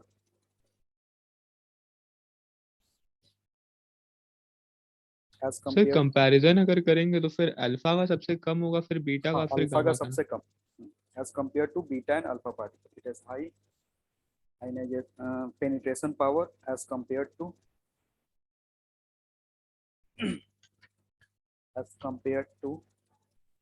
alpha and beta particles.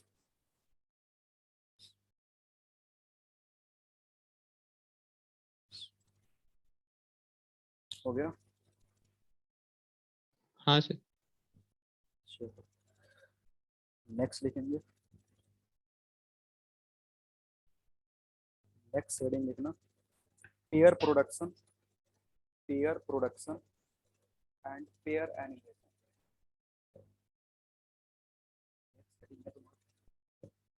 Pair production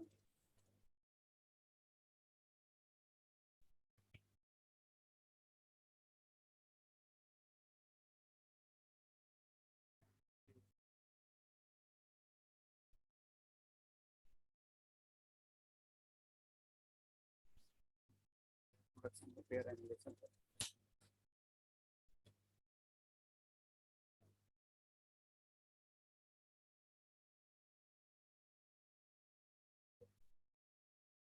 collision of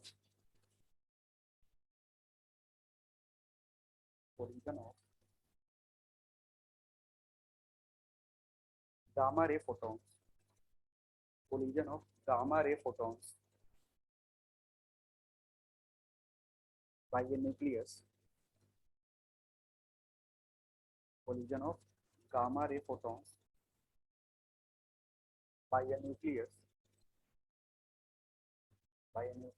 to produce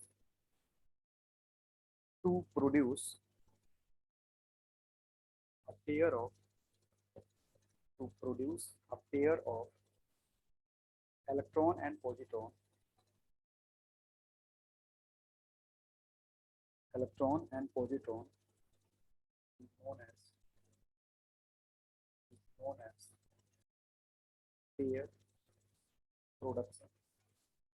known as pair production, ठीक है। देखो इसमें क्या हो रहा है कि गामा रेस फोटॉन्स आएंगे, गामा रेस फोटॉन्स जो है वो अगर किसी न्यूक्लियस से टकराते हैं, न्यूक्लियस से, और इस न्यूक्लियस से टकरा करके क्या प्रोड्यूस करेंगे, पॉजिट्रॉन, मतलब माइनस, और ठीक है, पॉजिट्रॉन प्रोड्यूस करा और इलेक्ट्रॉन प्रोड्यूस करा। इस प्रोसेस को हम क्या बोलते हैं, पेयर प्रोडक्शन बोलते हैं, ठीक है। अब होगा क्या कि इसके पास कुछ एनर्जी होगी, इसके पास कुछ एनर्जी होगा। जैसे ये जो है इसका मास है कितना, मास ऑफ इलेक्ट्रॉन के बराबर, इसका भी मास कितना है, इलेक्ट्रॉन के बराबर। तो अगर इसका एनर्जी इक्विवेलेंट निकालोगे तो एमिट हुआ एनर्जी इक्विवेलेंट कितना हो जाएगा, इक्विवेलेंट अगर calculate 2 times mass of electron. तो it will B 2 times mass of electron into c square. हाँ सर। आइंस्टाइन का अगर फॉर्मूला यूज करते हैं तो इसके कोरस्पॉन्डिंग जो एनर्जी है, क्योंकि ये था नहीं, ये प्रोड्यूस हुआ, ठीक है, तो उसके पास एनर्जी इक्विवेलेंट होगा, क्योंकि इसका रेस्ट मास होता है, इसका भी रेस्ट मास होता है, जिससे हम एनर्जी इक्विवेलेंट क्या निकालेंगे, 2 मास इनटू ये फॉर्मूला। इसको कैलकुलेट करते हैं, जो भी मास ऑफ इलेक्ट्रॉन पता है, सी तुमको पता है, तो ये कितना था अप्रोक्सीमेटली, इसको पता 2 इंटू 0.51 मेगा इलेक्ट्रॉन वोल्ट, यानी इसको क्या लिखते हो, 1.02 मेगा इलेक्ट्रॉन वोल्ट। मतलब कम से कम ये जो गामा रे फोटॉन्स है उनके पास कम से कम कितनी एनर्जी होनी चाहिए, इतना। अगर गामा रे फोटोन इस न्यूक्लियस को इतना एनर्जी प्रोवाइड करेगा तब जाकर के क्या इमिट हो रहा होगा, तब जाकर के एक पॉजिट्रॉन और एक इमिट होगा, इसको और हम बोलते क्या है, इसको बोलते हैं पेयर प्रोडक्शन।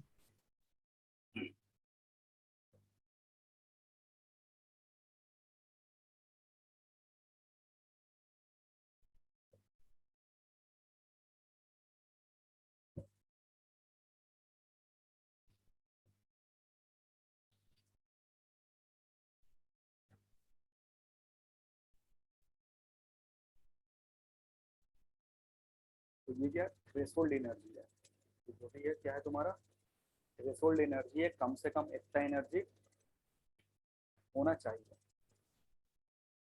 जो भी फोटॉन्स है उनके पास इतना एनर्जी होना चाहिए। और फोटॉन्स कितने तरीके से एनर्जी प्रोवाइड करता है, या तो पूरा मर जाएगा या फिर क्या होगा, रिफ्लेक्ट होगा। रिफ्लेक्ट अगर हो रहा है ना, मान लो कितने से गया फिर यहाँ से टकरा करके आ गया, तो मोमेंटम चेंज हो रहा है, उसके चलते भी वो क्या कर देगा, एनर्जी प्रोवाइड कर सकता है।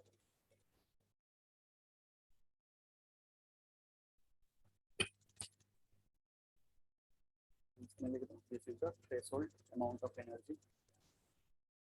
This is threshold amount of energy which must be carried, threshold amount of energy which must be threshold amount of energy which must be carried by gamma ray photons, must be carried by gamma ray photons।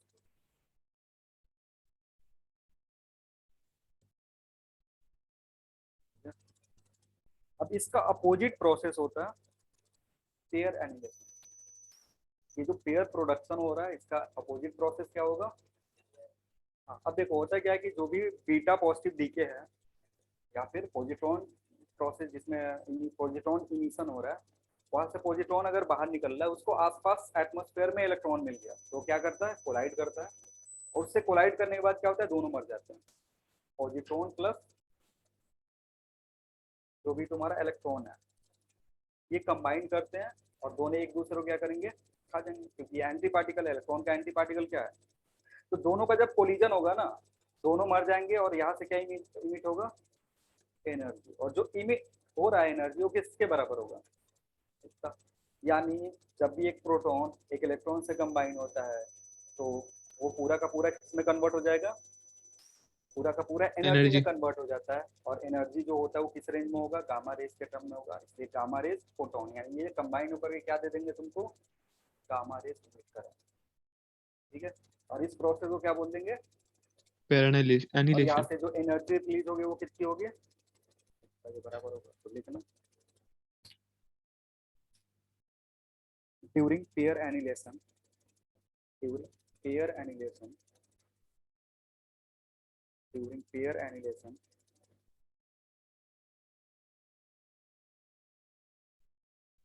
a proton, sorry, a positron, positron and an electron, electron combine,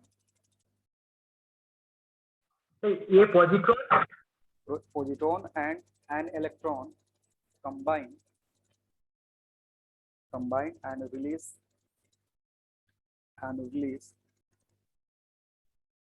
gamma ray photons, release gamma ray photons having energy of, gamma ray photons having energy of this much, having energy of 1.02 mega electron volt.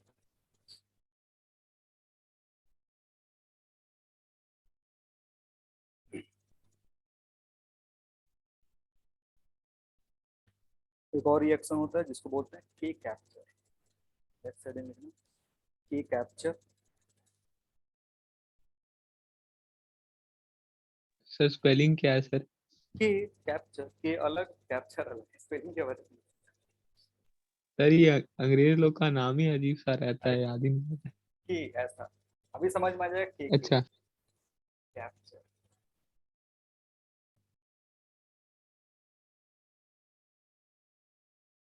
ये capture नाम था? नहीं, capture नाम नहीं था, ये अभी समझ में आ जाएगी, ऐसा नाम जो समझ। होता क्या है कि न्यूक्लियस है और इसके चारों तरफ क्या चक्कर लगा रहा होगा, इलेक्ट्रॉन। ये तुम्हारा न्यूक्लियस है जिसके पास प्रोटॉन और न्यूट्रॉन होगा, यहाँ पे बाहर ये K L M and so on ऐसा होगा। अब होता क्या है ना, कि कभी कभी ये जो न्यूक्लियस है यहाँ दौड़ रहा इलेक्ट्रॉन को खा जाता है, जो के सेल में चल रहा है उस इलेक्ट्रॉन को क्या करेगा, खा जाएगा।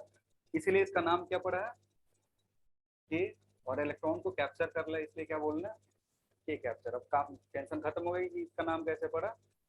तो ये अच्छा जो हाँ। इलेक्ट्रॉन कहाँ घूम रहा था, बाहर घूम रहा था, वो कहाँ चला गया, न्यूक्लियस में चला गया। तो अगर ये न्यूक्लियस में जाएगा तो ये कंबाइन करेगा किससे, प्रोटॉन से न्यूट्रॉन कंबाइन प्रोटॉन। करके क्या हाँ करता सर, है, न्यूट्रॉन बना देगा। न्यूट्रॉन मतलब बनाए। जब भी तुम्हारा के कैप्चर हो रहा होगा तो ये इससे कंबाइन होगा और कंबाइन करके क्या बना देगा, एक न्यूट्रॉन बना देगा। और ये कब होगा, जब भी स्टेबिलिटी वाला फैक्टर पहले डिस्कस करे थे कि जो Z/N रेशियो होता है वो एक पर्टिकुलर रेंज में होता है। तो ये जो भी प्रोसेस हो रहा होगा अगर उस पर्टिकुलर रेंज में नहीं होगा तो ये इलेक्ट्रॉन ये खा जाएगा, जिसके चलते एक नया न्यूट्रॉन बनेगा, मे बी स्टेबिलिटी अचीव कर रहा होगा, और इस प्रोसेस को क्या बोलेंगे, के कैप्चर बोलते हैं। ठीक है, तो लिखना इसमें लिखना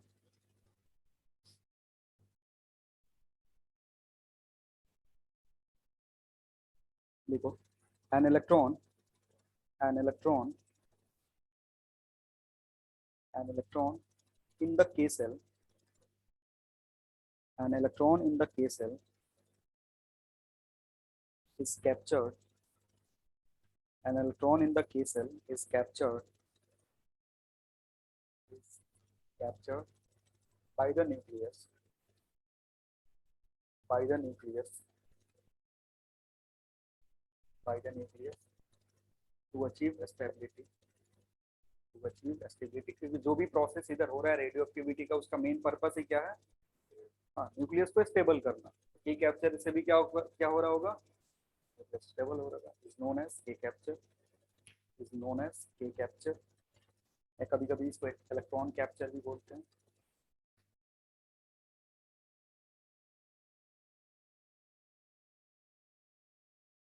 ठीक है,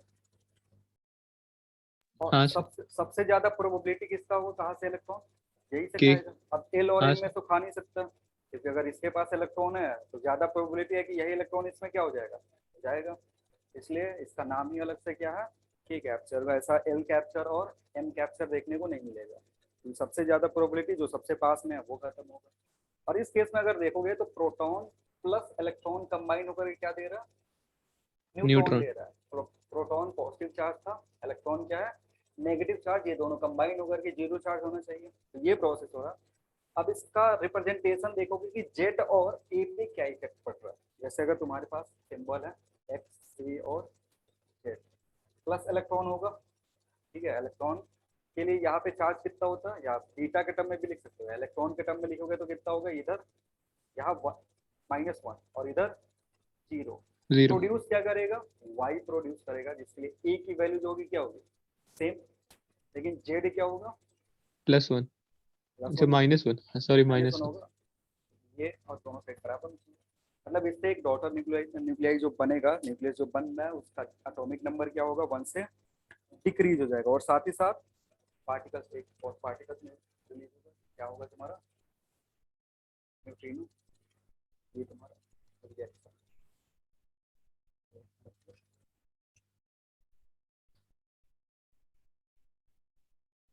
है, इसका मतलब वो कुछ एनर्जी रिलीज कर रहा होगा। जो भी प्रोसेस यहाँ पे हो रहे हैं, एनर्जी रिलीज हो रहा है, तभी उसको किधर रख रहे हैं, रेडिएशन के टर्म में रख रहे हैं। रेडिएशन इमिट होता है, एनर्जी रिलीज होता है। ये तो नया न्यूक्लियस बन गया। एनर्जी को कैसे शो करेंगे, एनर्जी कहाँ शो करेंगे, इससे, न्यूट्रिनो। क्योंकि ये एनर्जी लेकर के जा रहा है। कोई भी प्रोसेस होगा, रेडियो एक्टिव प्रोसेस हो रहा होगा, उससे क्या रिलीज होगा, एनर्जी रिलीज होगा। And those rays are harmful. जो भी रेडिएशन से रेज निकलती है वो क्या होती है, हार्मफुल होता है। अगर डायरेक्ट कॉन्टेक्ट में आ गए तो मे बी लंग्स कैंसर या बाकी सारी चीज़ें हो सकती है। सर ऐसा क्यों होता है सर? मतलब रेडिएशन से तो फिर जो एटॉमिक सेंटर सब है उसमें लोग काम कैसे करते हैं फिर? काम इसलिए करते हैं क्योंकि जहाँ पे रिएक्टर होता है, बताया तो यार, 8-8 फीट 9-9 फीट का वॉल होता अच्छा है। हाँ, वो वॉल रहता है ना, हाँ उससे बच थिकनेस जाता बहुत है। ज़्यादा रखते हैं, जिससे पेनिट्रेट नहीं कर पाएगा। जिसके पास पेनिट्रेशन एबिलिटी है ना, या फिर जो भी तुम्हारा बीटा इमिशन हो रहा था उसके पास पेनिट्रेशन एबिलिटी है, तो अगर वॉल जो है गामा वो रेज सीजियम निकल का रही है। रहता है ना वॉल? सीजियम का वॉल था ना? हाँ, वॉल, वॉल सीजियम का नहीं रहता यार, वॉल नॉर्मल ही रहता है। सीजियम के लिए क्या यूज अच्छा। होता है, वॉल अगर सीजियम का बना ले फिर तो दिख जाएगा कंट्री। वॉल नॉर्मल ही रहेगा यार, मिट्टी उट्टी इसका, कंक्रीट। और सीजियम किसी और चीज के लिए यूज होता है। हटा दी इसको। हाँ, तो इसमें नीचे क्या हाँ सर। लिखोगे, atomic number, atomic mass number will remain constant, atomic mass number will remain constant, atomic mass number will remain constant,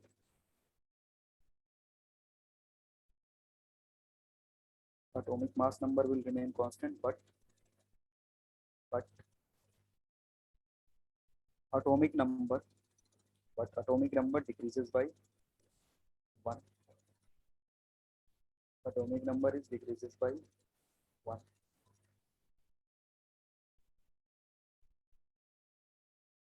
ये जो भी प्रोसेस होता है ना, इससे एनर्जी रिलीज होती है, और उस एनर्जी को बोलते हैं क्यू वैल्यू। जो भी प्रोसेस यहाँ पे हो रहा होगा उससे क्या होगा, तुम्हारा एनर्जी रिलीज होगा, और उस एनर्जी को एक प्रॉपर नाम दिया गया है, क्या बोलते हैं उसको, क्यू वैल्यू बोलते हैं। जैसे यहाँ ये जो एनर्जी लेकर के जाएगा उसको क्या बोलेंगे, Q value of this reaction. जो निकलेगा कैसे, इन दोनों का मास डिफेक्ट, क्योंकि इधर कुछ मास है उसके चलते एनर्जी आएगा, इधर कुछ मास, इसके पास तो मास है नहीं।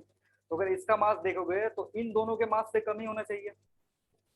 मास हाँ सर। डिफेक्ट कब आता है, जब रिएक्टेंट का मास और प्रोडक्ट को मास को कंपेयर करते हो तो रिएक्टेंट का मास क्या होता है, ज्यादा ज्यादा। होता है। प्रोडक्ट का मास क्या होता है, कम होता है। तो दिस माइनस दिस, वो क्या देगा, एनर्जी देगा। और वो जो एनर्जी। एनर्जी होगा, जैसे अगर इसके लिए मैं लिखता हूँ क्यू वैल्यू में, अगर इस रिएक्शन का लिख, सारे रिएक्शन का लिख सकते हैं, मैं अगर इस रिएक्शन का लिख रहा हूँ तो it will be what, X, mass of X लिख सकते हो ऐसे। क्यू वैल्यू जो होगा, Q will be mass of X plus mass of electron minus mass of Y into E square, ठीक है। और यही चीज ये पूरा अगर एएमयू में दिया होगा, नीट के, ये जेई मेंस वाले बच्चे के लिए बता रहे हैं, जेई एडवांस के लिए, ये सारा चीज किसमें देगा, ये वैल्यू तुमको दे देगा कि जो मास ऑफ एक्स है दिस मच, मास ऑफ ई जो है वो एएमयू में कन्वर्ट करके दे देगा, अगेन मास ऑफ वाई भी दे देगा। तो अगर एएमयू में मास दिया रहता तो इसको सिंपली क्या करते हैं, ये टोटल मास इंटू 931.5, ये सीधे जो आंसर आएगा किसमें आ जाएगा, मेगा इलेक्ट्रॉन वोल्ट में। लेकिन यहाँ से कैलकुलेट करो तो एनर्जी किसमें आएगा, जूल में आएगा। तो ये केजी में जब दिया रहेगा तब ये फॉर्मूला यूज करेंगे, बता चुके हैं पहले भी। और जब एएमयू में देगा तो डेल्टा एम एएमयू में कैलकुलेट करेंगे, और उसके बाद उसमें 93.5 से 931.5 से मल्टीप्लाई कर देंगे, वो क्यू वैल्यू देगा।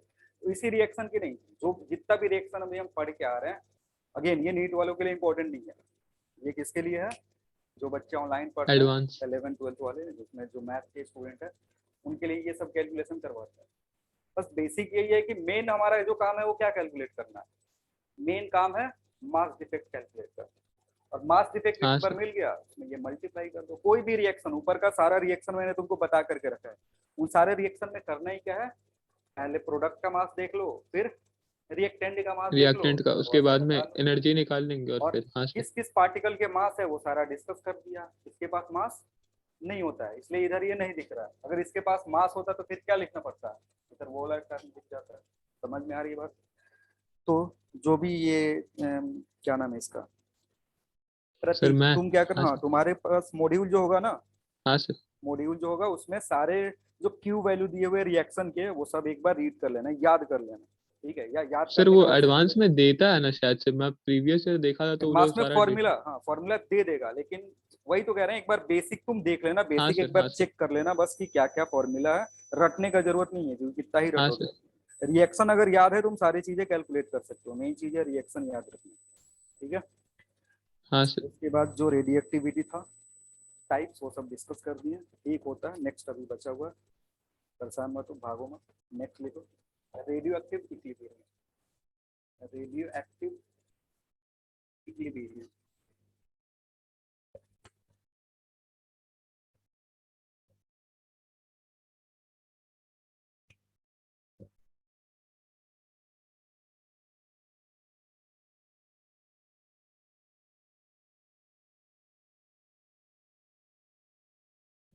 रेडियो एक्टिव इक्विलिब्रियम होता है क्या, कोई भी रेडियो एक्टिव प्रोसेस जो है वो सीरीज प्रोसेस है। जैसे इसमें क्या होगा, ए कन्वर्ट हो रहा होगा किसमें, बी में। अब ऐसा नहीं कि ए बी में कन्वर्ट होकर के रुक गया, अगेन ये क्या करेगा, कन्वर्ट होगा सी में, फिर सी से कन्वर्ट होगा डी में। कब तक कन्वर्ट होते रहेगा, जब तक स्टेबल पहुंच ना जाए, लीड पहुंच ना जाए, या फिर आर्टिफिशियल एलिमेंट जो है, आर्टिफिशियल सीरीज में देखोगे तो आर्टिफिशियल सीरीज में बिस्मत तक पहुंचता है, बी आई तक पहुंचता है, ठीक है। तो अब इसमें क्या होता है, ये सारे जो चीजें है, ए बी में कन्वर्ट हुआ, बी सी में कन्वर्ट हुआ, सी डी में कन्वर्ट हो रहा है। अब इक्विलिब्रियम की बात आती है कि ये जो बी है ना, इसके साथ दो प्रोसेस हो रहा है, इसका फॉर्मेशन भी हो रहा है और साथ ही साथ इसका डीके भी हो रहा है। डिफॉर्मेशन डी के। डी के साथ फॉर्मेशन का भी चीज है और इसका डीके भी हो रहा है। इक्विलिब्रियम कहने का मतलब है कि अगर रेट ऑफ फॉर्मेशन बराबर हो जाए किसके, रेट ऑफ डीके के बराबर हो जाए, वैसे ही अगर बी इक्विलिब्रियम में है, इसका कहने का मतलब है कि फॉर्मेशन रेट और डीके रेट दोनों क्या है, सेम है।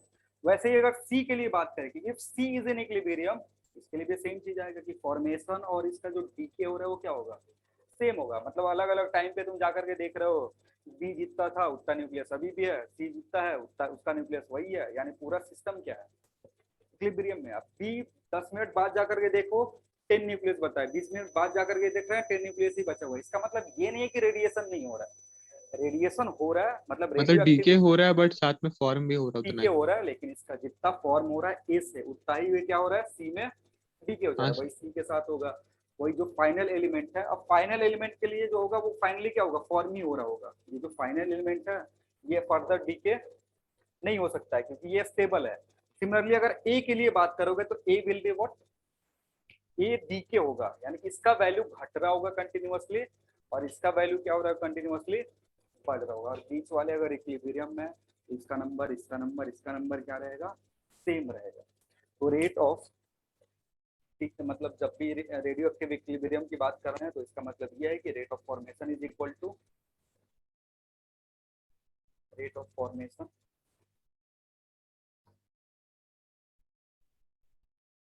Of an element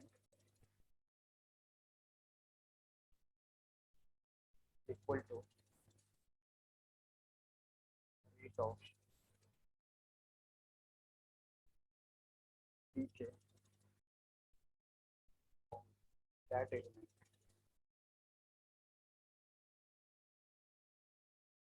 during radioactivity.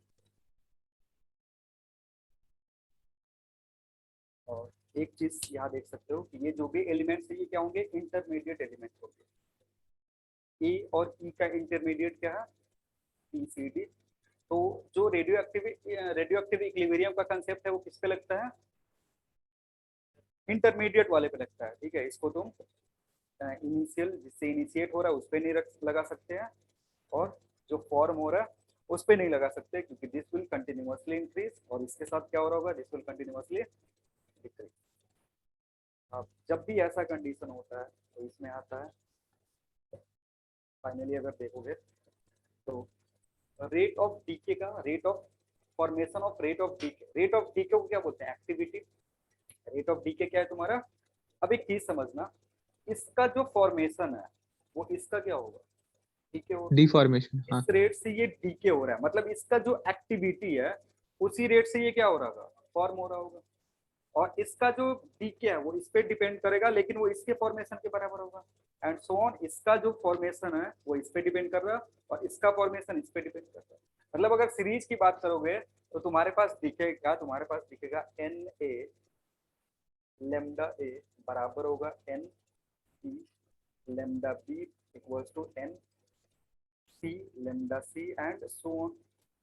मतलब जब भी इक्विलिब्रियम होगा तो सारे एलिमेंट का activity at a given position of time, सबका जो एक्टिविटी होगा, रेडियो एक्टिविटी इसके लिए तो डिफाइन नहीं हो सकता ना क्योंकि ये स्टेबल है, ये रेडियो एक्टिव है ही नहीं, तो एक्टिविटी इससे पहले वाले का डिफाइन होगा। तो इसका एक्टिविटी इसका एक्टिविटी इसका इसका सबका जो एक्टिविटी होगा वो क्या हो जाएगा, सेम हो जाएगा और उसे वो क्या बोलते हैं, रेडियो एक्टिव इक्विलिब्रियम बोलते हैं। ये देख भी सकते हो जैसे इसका जो रेट ऑफ फॉर्मेशन है, देख लो एक मिनट देख लो, रेट ऑफ जो फॉर्मेशन होगा, rate of formation of D बराबर किसके होगा, rate of decay of A of A होगा। और यानी is rate equal of to formation formation of of D C भी जो लिख है, सकता है ना। यानी इसको क्या लिख सकते हो, ए ऑफ ए, एक्टिविटी ऑफ ए। और एक्टिविटी ऑफ ए क्या होगा तुम्हारा, एक्टिविटी ऑफ ए जो होगा it will be N A into lambda. Similarly यही जो चीज है ये किसके बराबर है, formation of, formation of B, C sorry. नहीं नहीं ये डीके ऑफ क्या लिखी है, नहीं नहीं वो उसी के बराबर है, ये ठीक है। नेक्स्ट चीज जो तुम्हारा है वो क्या है तुम्हारे पास, नेक्स्ट है formation of C, formation of, हाँ फॉर्मेशन ऑफ सी जो होगा वो किसके बराबर होगा, ठीक है रेट वाला टर्म लिखना है, यानी डीके ऑफ सी के बराबर होगा। आ रही बात समझ में, फॉर्मेशन ऑफ सी, सी जिस रेट से फॉर्म होगा उसी रेट से बी क्या हो रहा होगा, डीके हो रहा होगा। तो यहाँ पे तुमको क्या दिखेगा, N B into lambda B. और ये जो दोनों टर्म है ये दोनों एक दूसरे से क्या है, बराबर है। तो उसके चलते अब तुम्हें क्या दिखेगा, ये सीरीज दिखेगा। आ रही बात समझ में, क्योंकि हाँ जिस सर। रेट से ये फॉर्म हो रहा है, जिस रेट से बी फॉर्म हो रहा है उसी रेट से बी क्या हो रहा है, टीके बी हो रहा है।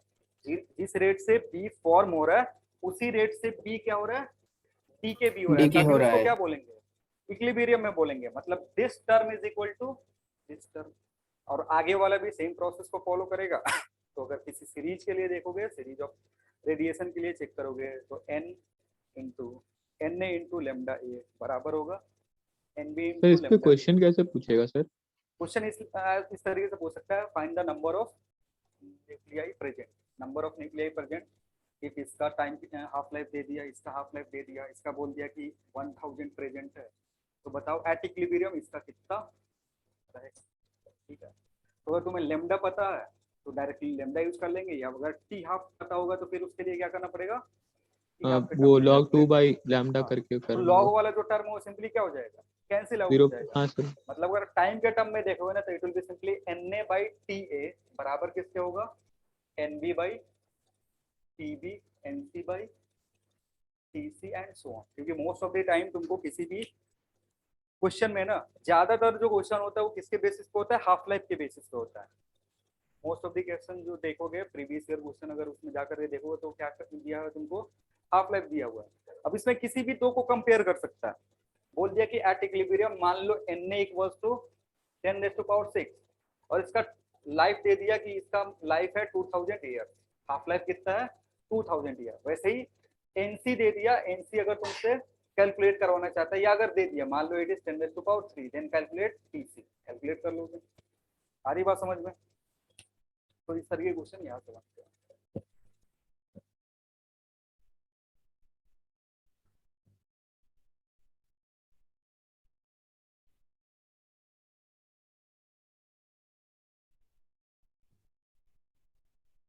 कुछ प्रीवियस ईयर क्वेश्चन देख ले रहे हैं।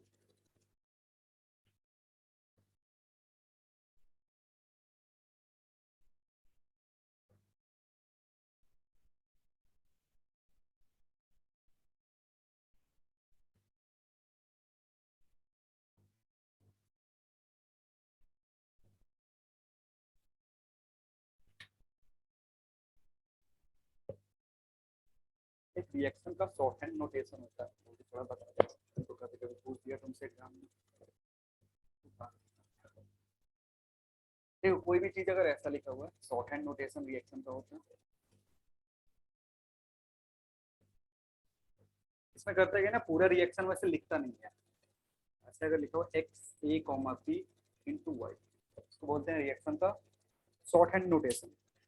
अगर कभी भी ऐसा लिखा हुआ है तो इसका मतलब क्या है, इसका मतलब ये एक्स प्लस ए कंबाइन होकर क्या दे रहा है, वाई प्लस बी दे रहा है। मतलब इस रिएक्शन को शॉर्ट फॉर्म में कैसे रिप्रेजेंट करते हैं, ये। अब ऐसा ये जो ब्रैकेट के ए कॉमा बी है, ये न्यूक्लियस, मान लो ये कोई पार्टिकल हो सकता है, जैसे न्यूट्रॉन को अगर इससे बम्बार्ड करोगे तो दो एलिमेंट बन रहा होगा, तो ये प्रोड्यूस हुआ, ये एक डॉट और न्यूक्लियाई है। तो ये शॉर्ट हैंड नोटेशन अगर कभी ऐसा लिखा हुआ है, अगर मान लो यहाँ एन दे दिया, यहाँ पे क्या दे दिया, एन दे दिया, तो इससे क्या बम्बार्ड कर रहे हैं, न्यूट्रॉन बम्बार्ड कर रहे हैं, और उसके कोरस्पॉन्डिंग दे सकते हैं एन। हाँ, जैसे ए की जगह एन लिख दिया, एन मतलब क्या है तुम्हारा, न्यूट्रॉन है, मतलब एक्स के साथ कौन रिएक्शन कर रहा है, न्यूट्रॉन, और रिएक्शन करवाना है, न्यूट्रॉन रिएक्शन करवाने का मतलब है न्यूट्रॉन फेंक रहे हैं एक्स पे, तो उसके चलते जो रिएक्शन होगा उससे कुछ प्रोड्यूस होगा, और वो, तो ये शॉर्ट हैंड नोटेशन है किसका, इस रिएक्शन का। ऐसे भी कभी कभी एग्जाम में दिया रहता है। जैसे एक एग्जांपल देखते हैं, अगर ऐसा कोई क्वेश्चन है तुम्हारे पास तो करवा देंगे।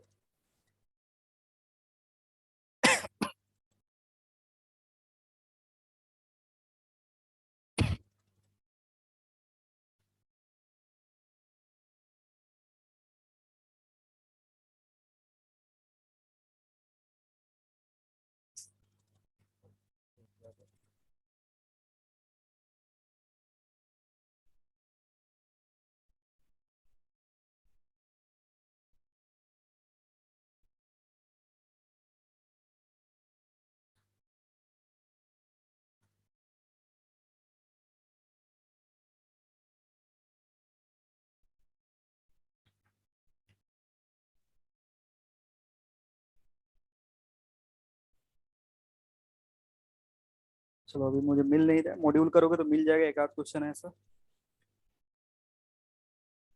सर आपका नीट वाला मॉड्यूल में देख रहे हैं?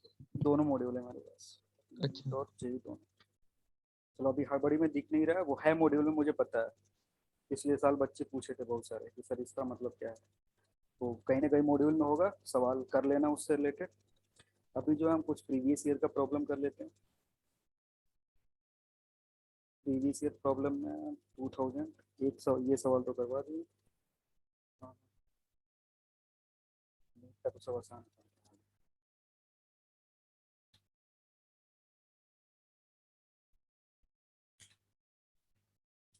डेल्टा एम का कैलकुलेशन करोगे तुम? पागल हो। चलो छोड़ो, ये तुम ही लिख कर लेवल का क्वेश्चन नीट से करवा देगा जी मेन से। हाँ लेकिन a piece of bone of an animal, a piece of bone of an animal, a piece of bone of an animal from a ruin, from a ruins, from a ruin, ruin का मतलब समझते हो ना? हाँ हाँ वही sir, वो बचा हुआ। थोड़ा थोड़ा होगा। From a ruin is found to have, is found to have, found to have C14,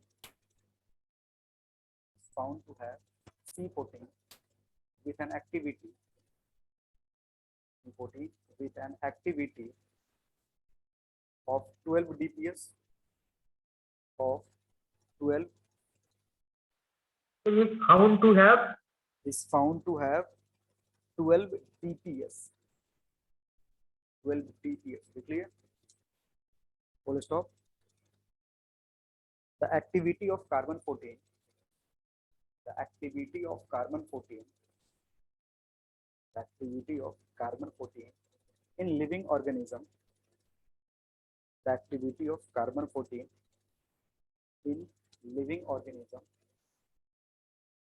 is 16 dps, 16 is 16 dps, then found, then find, then find, then find, then find how long ago, then find how long ago animal died, how long ago animal died if, if half life of carbon 14, if half life of carbon 14 is 5760 years. Half life is 5760 years.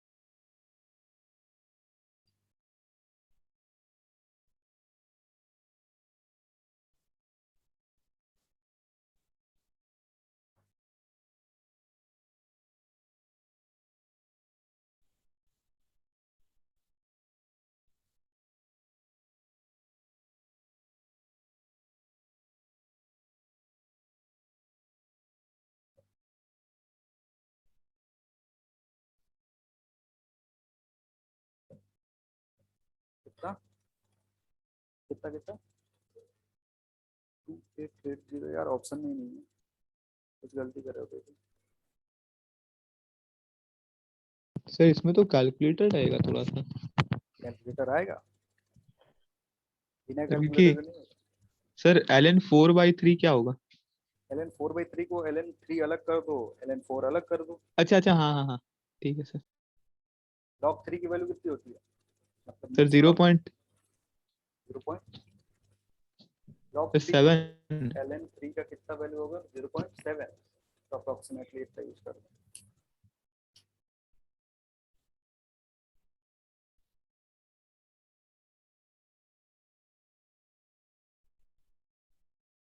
Sir option क्या क्या है sir? Approximately मेरा something कुछ 239 के 239, 2390 ऐसे कुछ आ रहा है। 239 के आसपास है।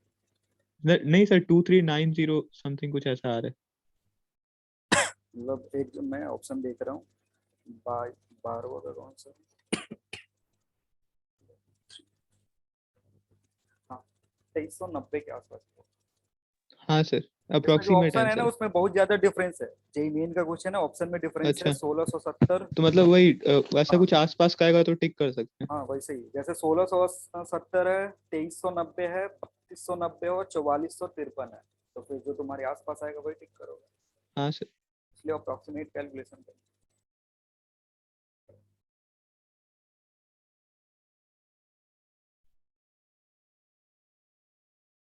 सर इसमें तो वो a is equal to a naught e की पावर माइनस लैम्डा टी हाँ वाला फॉर्मूला यूज करना है। ये एक्टिविटी दिया हुआ, देखो इनिशियली जब लिविंग ऑर्गेनिज्म होगा तो उसकी ए नोट की वैल्यू कितनी होगी, 16 dps, ठीक है। कुछ हाँ देर सर। बाद एक्टिविटी को देख रहा हूँ कितना है, 12 dps।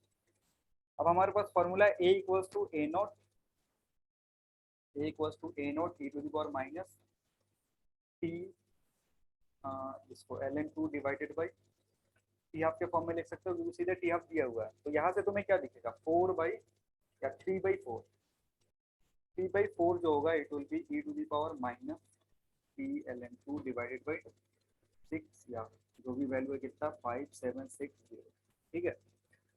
अब इसका दोनों तरफ एंड ये लॉग लोगे तो कितना हो जाएगा, लॉग 4/3 या ln 4/3 बराबर किससे होगा, टी ln 2 डिवाइडेड बाई 5760 होगा। अब हाँ नेक्स्ट काम क्या है ना, इसको सिंप्लीफाई करना, तो इसको ऐसे लिख लो ln 4 माइनस ln बराबर किससे होगा, T into ln 2 divided by 5760, इसको सिंप्लीफाई करना, तो इसका वैल्यू, इसको क्या लिख सकते, 2 इंटू 0 पॉइंट कितना होता है, लॉग 3। 2 का वैल्यू कितना होता है, अच्छा, वो तो 3 होता है तो 0.6 के आसपास कुछ लिख सकते हैं। 0.6693 होता है ना। सर 3 होता है इसलिए तो 2 से मल्टीप्लाई करके 0.6 के आसपास वैसे बोला। ln 2 का वैल्यू कितना होगा एक बार बताना, 0.30, 0.30। 30 होता है, लॉग नहीं बोल रहे, लॉग नहीं बोल रहे यार, नेचुरल लॉग बोल रहे हैं। अच्छा, नेचुरल लॉग, अच्छा अच्छा, सर नहीं नहीं सर, 0.6। नहीं फिर सर नहीं पता। 0.693 ये होता है ना, यानी तुमने हाँ उसका भी सर। वैल्यू गलत बताया होगा, ये तुमने लॉग 3 बताया होगा, हाँ है सर, ना। लॉग मैं बोल रहा था सर, एलन नहीं लिया था मैं। देखो मैं लॉग 3 का वैल्यू, ln 3 का वैल्यू बता,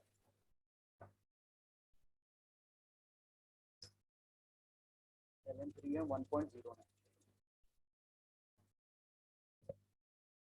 ये माइनस कितना हो जाएगा 1 पॉइंट, ये पूरा माइनस 1.09, 1.09 को तुम क्या लिख सकते हो, 1 लिख सकते हो। अब देखो इसको शॉर्ट फॉर्म में कैलकुलेशन करना है ना, तो ये जो पूरा चीज है 2 इंटू 0.7 माइनस 1 लिख सकते हैं, क्योंकि ये जो भी टर्म है इसको 1.09 लिखने से बढ़िया क्या है 1 लिख लो, कैलकुलेशन हाँ इजी हो सर। जाएगा। बराबर किससे होगा, टी इंटू, अब अगेन इसको क्या लिख दो 0.7 डिवाइडेड बाई 0.7, हाँ सर। 5760, क्योंकि अब एग्जैक्ट कैलकुलेशन करने जाओगे ना तो फिर तुम्हारे लिए दिक्कत हो जाएगा। अब जरूरी नहीं कि ln 3 का वैल्यू तुमको याद होना चाहिए, अगर नहीं मैं याद तो होगा सर मे बी कैलकुलेटर लगा के किया पूरा। वैसे केमिकल काइनेटिक्स जब सब सर तुमको पढ़ाएंगे तो बोलेंगे कि ln 2 ln 3 up to ln 5 का वैल्यू क्या करना है, याद करना है, याद रखना। ln 2 कितना होता है, ln 3 कितना होगा, ln 4 तो फिर कैलकुलेट कर ही लोगे ना इसी से, तो ln हाँ 5 सर। तक का 3 वैल्यू तुमको याद रखना है, ln 2 का तो सबको याद होता है, हाँ ln 3 का भी याद कर लिया कितना 1.09, वैसे ln 5 का भी याद रख सकते हो, सिंप्लीफाई कर लो इसको। 50 सिंप्लीफाई करोगे तो अबाउट कितना आएगा, 2390, यानी जो भी हाँ सर। एनिमल है वो कितना दिन पहले मरा होगा, कितना साल पहले।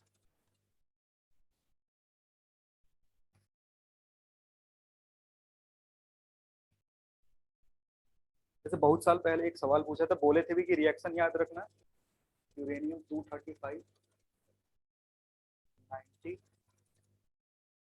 92 प्लस एक और हो करके फॉर्म कर रहा है X141 और 56 plus AR92 36 plus 3N01 plus energy. ठीक है, अब तुमसे पूछा था व्हाट इज एक्स, एक्स क्या है तुम्हारा, क्या होगा, जेनॉन होगा, जेनॉन के लिए कितना होता है,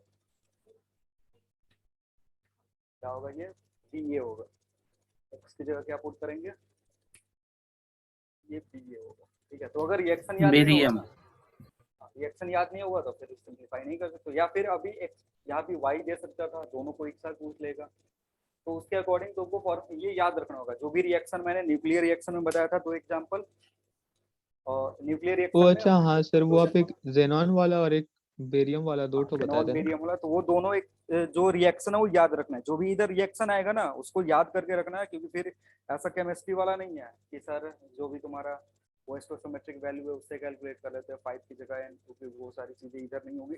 इधर गलती क्या हो जाता है कि ये जो नंबर है ना, एक तो इसका 56 है, जो नहीं कि हमेशा पूरा पीरियोडिक टेबल तुम रट के रखे हो कि 56 अगर दिया हुआ है तो हम सीधे जेड के अनुसार बता देंगे, क्योंकि बैरियम के लिए जेड 56 है, अब कितनों को याद होगा, पूरा पीरियोडिक टेबल तो रट के नहीं बैठे हो ना, तो इसलिए पूरा पीरियोडिक टेबल रटने से बढ़िया क्या है, 4-5 रिएक्शन याद कर लो, जो कि यहाँ से डायरेक्ट पूछेगा, तो उस तरीके से कर सकते हो। और तुम्हारे लेवल का कोई सवाल है इसमें, हाँ एक और सवाल है, देखो टाइम हो गया, होमवर्क के लिए लिख लो, तुम्हारे कॉपी में ये मिलेगा, मॉड्यूल में ये है नहीं, तो होमवर्क के लिए लिख लो, और सैंपल सर मेरा ओरिजिन, मॉड्यूल में है क्या हाँ सर? तुम्हारे मॉड्यूल में है, सर कौन ये सा ईयर है सर, बस वो बता दीजिए। 2012, अच्छा okay sir. a sample originally contained, लिखना, a sample originally contained, a sample originally contained 10 raised to power 20 radioactive atoms, sample originally contain 10 raised to power 20 radioactive atoms, which undergoes alpha emission, which undergo alpha emission, which undergo alpha emission, undergo alpha emission, full stop. Alpha particles emitted in third year, alpha particles emitted in third year, alpha particles emitted in third year, to that to that to that emitted during second year, to that emitted to that emitted in second year is 0.3, second year is 0.3, मतलब तुमको यहाँ क्या बता दिया, number of alpha particles तो third year में produce हो रहा है, और नंबर ऑफ अल्फा पार्टिकल जो दूसरे साल में प्रोड्यूस हो रहा है, दैट उसका रेशियो कितना है, 0.3 है, तो तुम्हें कैलकुलेट करना, then find then find then find how many alpha particles then find how many alpha particles were emitted in the first year, then find how many alpha particles were emitted in the first year।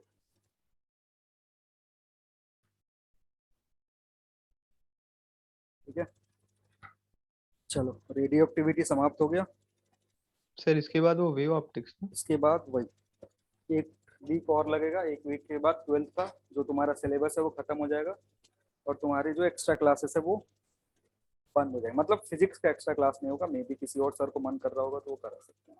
हाँ, bio sir को हाँ bio शुरू होगा sir. चलो फिर मिलते हैं। यानी तुम लोग का मॉडर्न फिजिक्स खत्म हो गया, जो भी 11th वाले बच्चे, जो अचीवर वाले बच्चे, उनके लिए मॉडर्न फिजिक्स खत्म हो गया। तुम्हारे लिए वो भी एक वेव ऑप्टिक्स भी नेक्स्ट वीक खत्म ही हो जाएगा। ठीक है, चलो हाँ मिलते हैं सर, नेक्स्ट क्लास में। Thank you everyone. Thank you sir. Thank you sir.